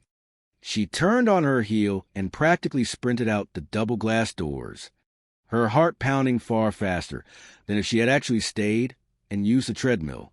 Chapter 5, The Interrogation. When Reba returned home, the living room felt entirely too quiet compared to the thumping bass of the gymnasium. Brock was sitting on the edge of the sofa, bouncing his leg anxiously. The moment Reba walked through the door, he practically leaped to his feet. So, did you see him? Brock demanded, his eyes wide with a mixture of fear and jealousy. What is he like? Is he little? Could I take him? Reba dropped her purse on the table, trying to catch her breath. He is big, but he is not as big as... Brock frowned, confused by the reference but too anxious to care. So, what do you think? Is there something going on there? Reba sighed heavily, walking into the kitchen to grab a glass of water. Look, Brock, I was hoping that I could go down to the gymnasium and check things out and come back and tell you that there's nothing to worry about. But Brock's face fell. That is it. Reba, come on. Okay. Reba leaned against the counter, shaking her head. I do not know if they're having an affair or not, but if they keep working out like that, they might be having a baby. Brock's eyes widened in sheer horror. Man, I knew there was something going on. Before Reba could calm him down or offer any context about the bizarre stretching routines, the front door opened and the unmistakable, cheerful voice of Barbara Jean echoed through the house. Hey, everybody. I am here, and I am saying, well... She stopped in the doorway, spotting Brock's thunderous expression. Oh, uni. Brock crossed his arms, standing up straight to look as imposing as possible. Do not you high honey me. Barbara Jean blinked, her cheerful demeanor faltering. What are you talking about? Oh, man, Brock scoffed, pacing back and forth. Did you honestly think that I would not find out about you and Jordan? Barbara Jean looked genuinely bewildered. What? We were working out. It was perfectly innocent. Brock turned to Reba, gesturing wildly. Reba, tell him what you saw. Reba held up both hands, slowly backing out of the room. I do not want to get involved. She said, you're having an affair, Brock accused, his voice trembling slightly. Barbara Jean's jaw dropped. She looked from Brock to Reba, absolute shock painted across her face. Any more than I already am. Okay, Jordan and I are not having an affair. He is gay. The entire room went completely silent. Brock stopped pacing mid-step. Reba froze halfway down the hall. What? Brock squeaked, his aggressive posture deflating instantly. Barbara Jean crossed her arms, looking at Reba with deep offense. Reba, do you honestly think I will let a straight man grab my breasts? Brock choked on his own breath. Excuse me. He grabbed your breasts. He is gay, Barbara Jean repeated, enunciating every syllable. He was not touching them. He was arranging them. She waved her hand dismissively at Brock. Carry on with your lives. Brock opened his mouth to speak, but no words came out. He simply nodded slowly, turning around and walking out of the room in a daze. thoroughly defeated by the logic of his wife's explanation. Reba cautiously stepped back into the living room. No, Reba, everything is not fine. Barbara Jean's eyes were filled with tears of frustration. I had no idea you were so threatened by the new me. The slim waist, the toned legs, the fellas. The fellas, Reba asked, deeply confused. The girls, Barbara Jean corrected herself, gesturing to her chest. Oh, the puppies. Reba sighed, rubbing her forehead. I am not threatened by you. Really? Barbara Jean challenged, taking a step forward. Yeah, then why did you go down to the gymnasium? What were you spying on me? Reba hesitated. She looked at the floor, then back up at the woman who had caused so much chaos in her life, but whom she had reluctantly grown to care for. No, she paused. Okay. Yes, I went down to the gymnasium because I thought there was something going on between you and Jordan. Why would you think that? Because you have changed, Reba admitted, her voice softening. Barbara Jean shook her head aggressively. I have not. Yes, you have, Reba insisted gently.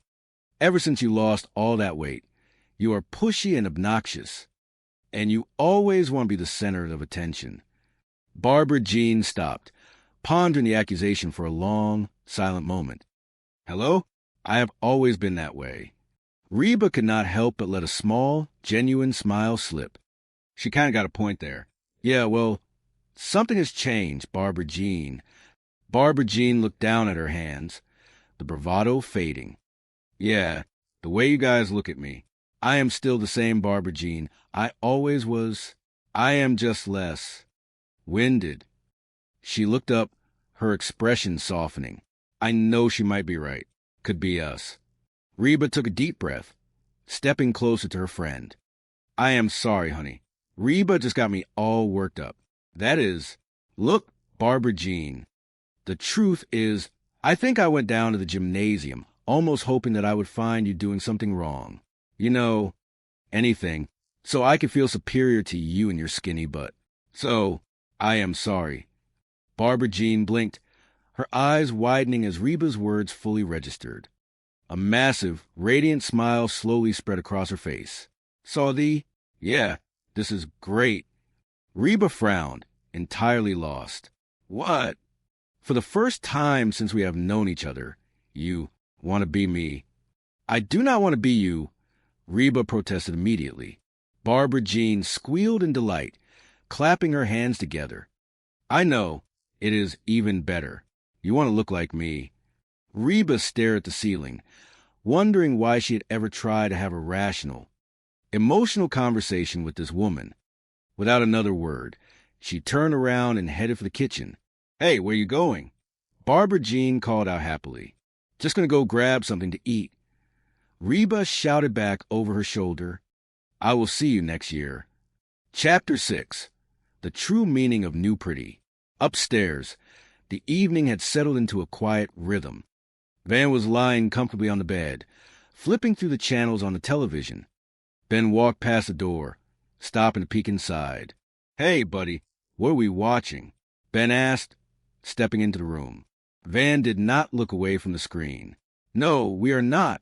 Want a rock, paper, scissor for it. Ben remembered his catastrophic failure from the morning. He narrowed his eyes. Let us go. They faced each other, fists ready. You're going to pick scissors, are you not? Van asked with a knowing smirk. Ben groaned, throwing his hands down in defeat.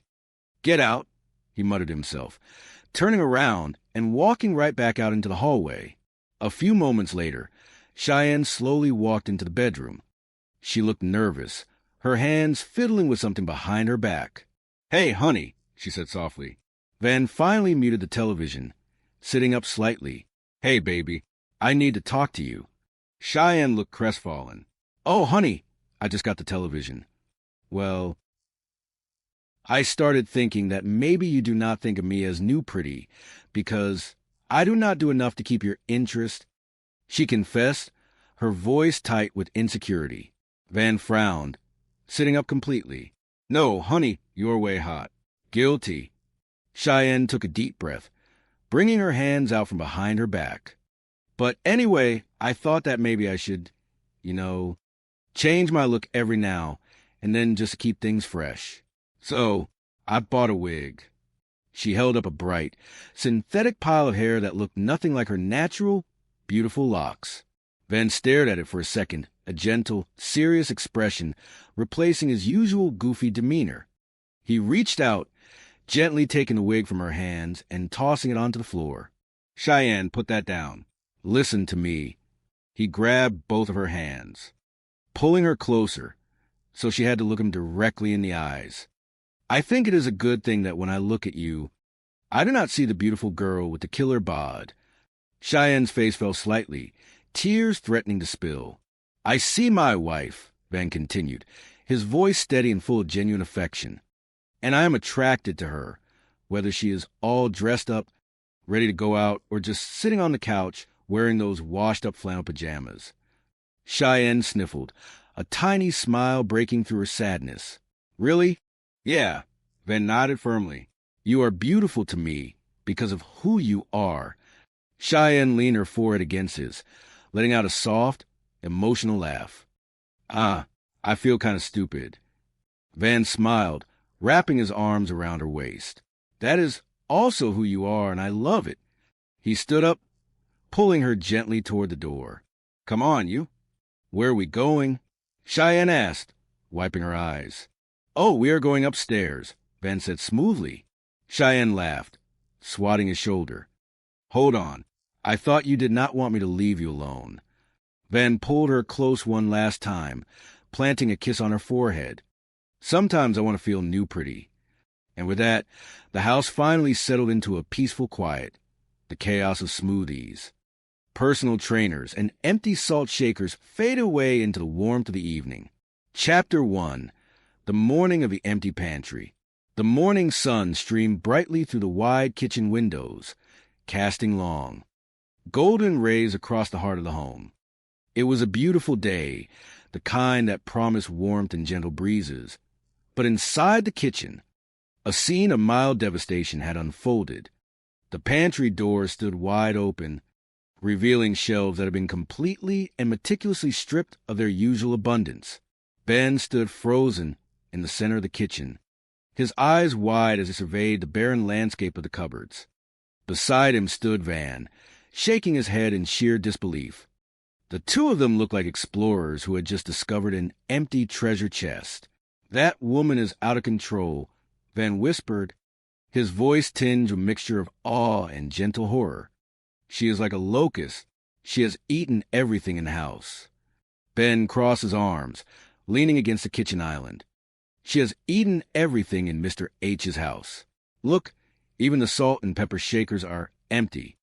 He gestured toward the small glass shakers on the counter, which indeed looked as though they had been licked clean. He turned to Van, raising an eyebrow. Why do you not just tell her she has eaten too much? Van immediately took a step back, holding his hands up in defense. You tell her? No, you tell her, Ben insisted, a playful challenge sparking in his eyes. Rock, paper, scissors. Ben, you know you're going to lose. Ben straightened his posture, determined to break his losing streak. Not this time. 1, 2, 3. They threw their hands down simultaneously.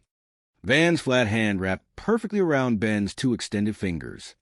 Ben groaned, dropping his head backward. Dang it! How do you always beat me? Van smirked, a triumphant gleam in his eye. Because you always pick scissors. Ben sighed, knowing it was the truth. Of course I do, it is my system. He looked at Van expectantly. So you will tell her? Von Brufado instantly vanished. He looked toward the hallway, then back to Ben. Yeah, fine. No, I do not want to. You tell her, Ben pleaded. Come on, you tell her. Please, please, please, Van begged, matching Ben's tone. Cheyenne walked into the kitchen just in time to witness the standoff. She looked between the two of them, amused by their cowardice. No, Ben, why should I tell her? Van asked, trying to find a philosophical angle. Because girls can say that kind of stuff without having come across like all they care about are looks. He paused, looking at his wife with a sudden burst of affection. By the way, You've been looking hot lately. Cheyenne smiled, a blush creeping up her cheeks. Oh, you? Just then, Reba breezed to the back door, carrying a large, flat cardboard box. Her presence instantly brought a sense of order to the chaotic room. Look, sweetie, why do I not tell her? Reba offered, setting the box down on the counter. Thank you. Then breathed a sigh of immense relief. Reba clapped her hands together, radiating positive energy. Hey, guess who Luigi gave the free pizza to? Luigi does not have to roll it out of bed every morning. Cheyenne looked at the box, then at her mother, a soft smile on her face. You know, Mom, we really do not need another pizza. I mean, it is really just the three of us.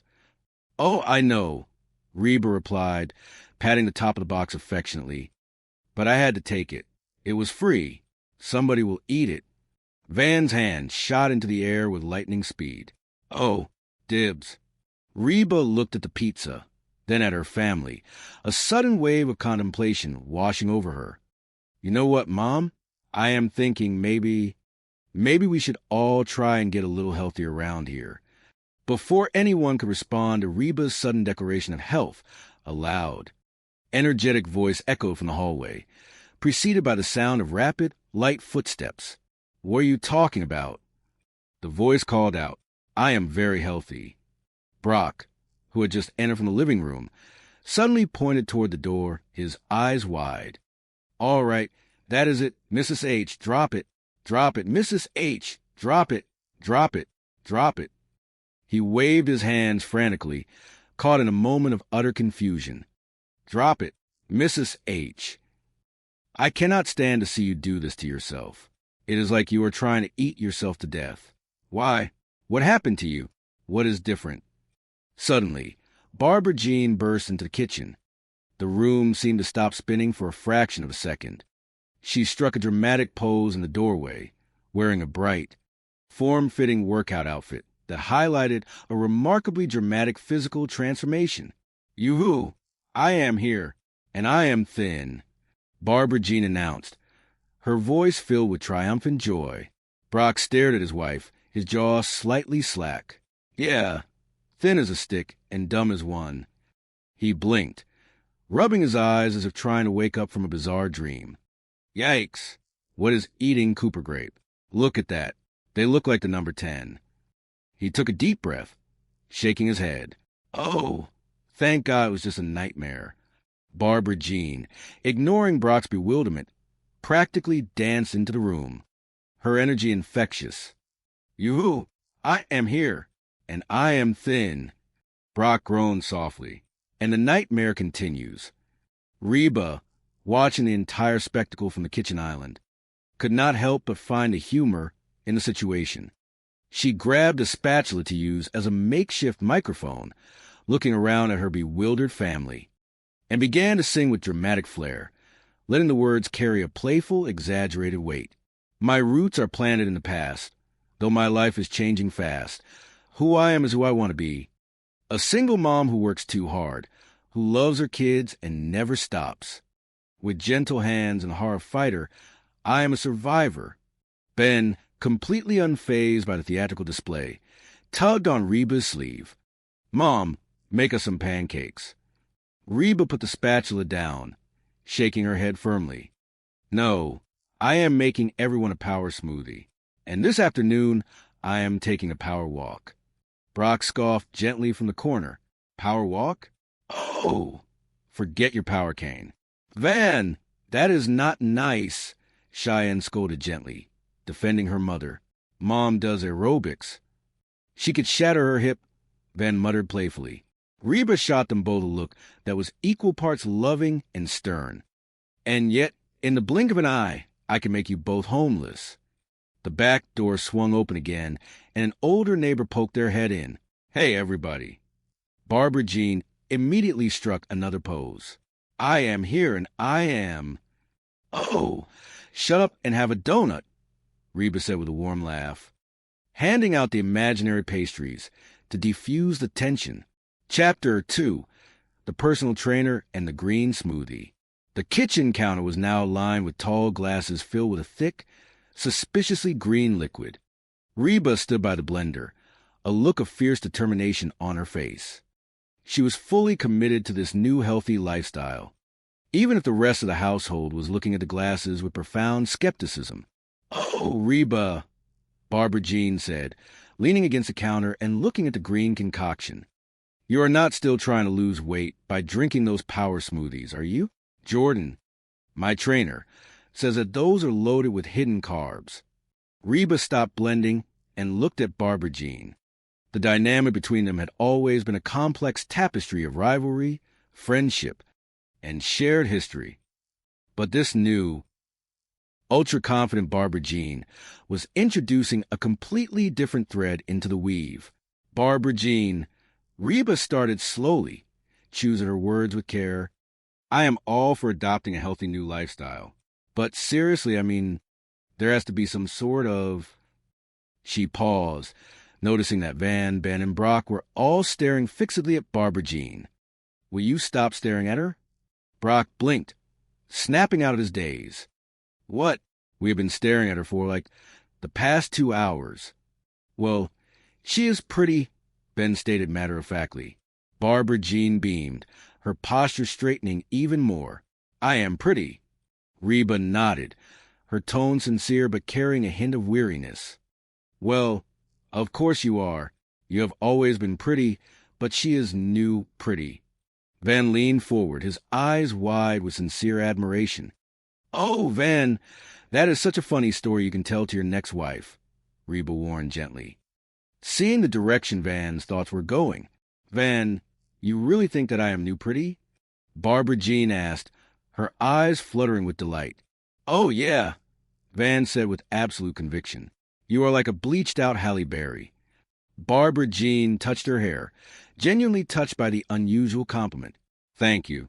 You are welcome," Van replied happily. "I am going to go make some calls." He turned and jogged out of the kitchen, eager to share his observations with anyone who would listen. Cheyenne, who had been sitting quietly at the kitchen table, watched the exchange with growing unease.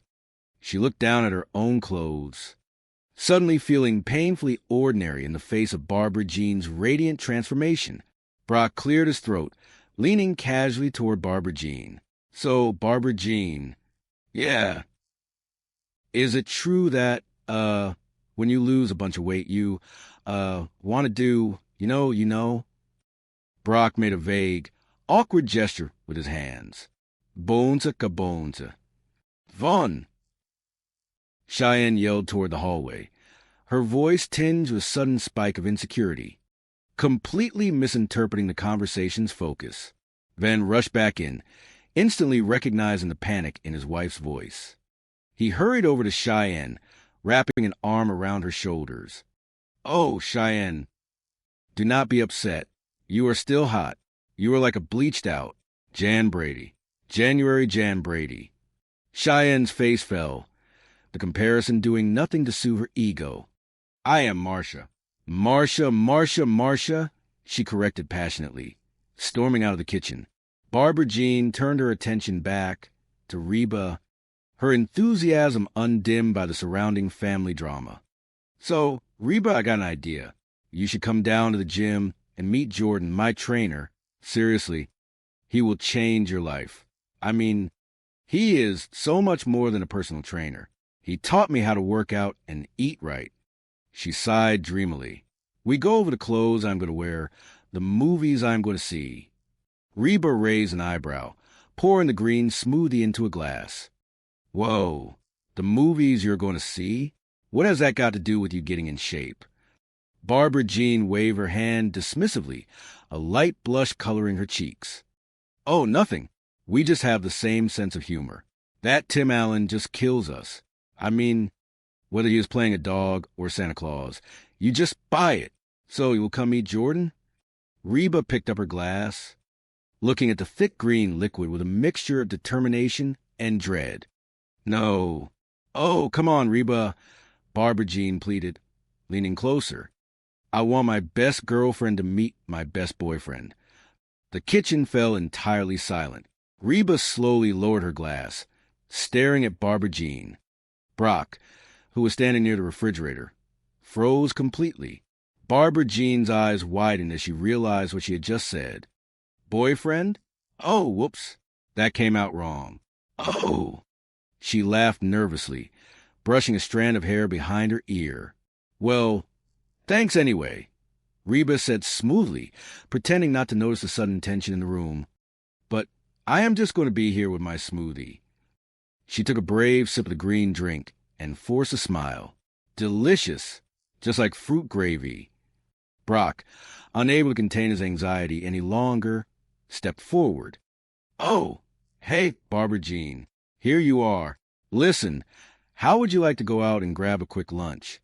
Just the two of us. Barbara Jean looked at her watch, a look of genuine regret crossing her face. Oh, honey, I cannot. I am going to the gym. Brock's smile faltered slightly. Well, cannot you skip it just this once? Come on. I will take you to that romantic French place you like so much. Really? Skip the gym and eat French food? Barbara Jean laughed as if he had suggested something entirely absurd. No confondu, brah. With a bright wave, she turned and marched out the door, her athletic shoes squeaking cheerfully on the linoleum. Brock stared after her, his shoulders slumping. He turned to Reba, his expression a mix of frustration and genuine hurt. Man, she blew me off again. All she wants to do is go down to the gym and spend time with Jordan, her trainer. Exactly, Reba said softly, wiping down the counter. Frankly, Brock continued, pacing the kitchen floor, I like the new, but the new attitude, not so much. Reba chuckled dryly. Oh, that is really funny coming from the old, but... Brock ignored the jab, his mind racing. Jordan is so great. Jordan is so toned and funny.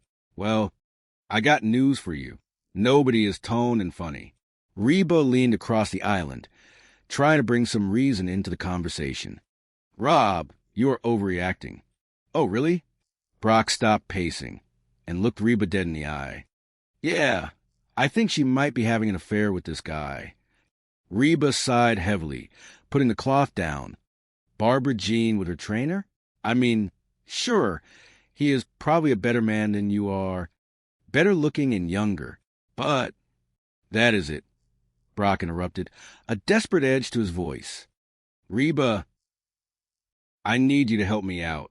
I want you to go down to the gym and see if there is anything going on.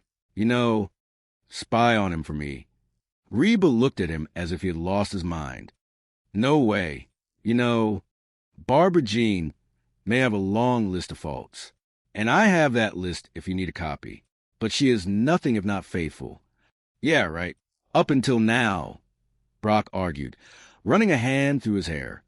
But now that she is thin and hot, she has all kinds of options.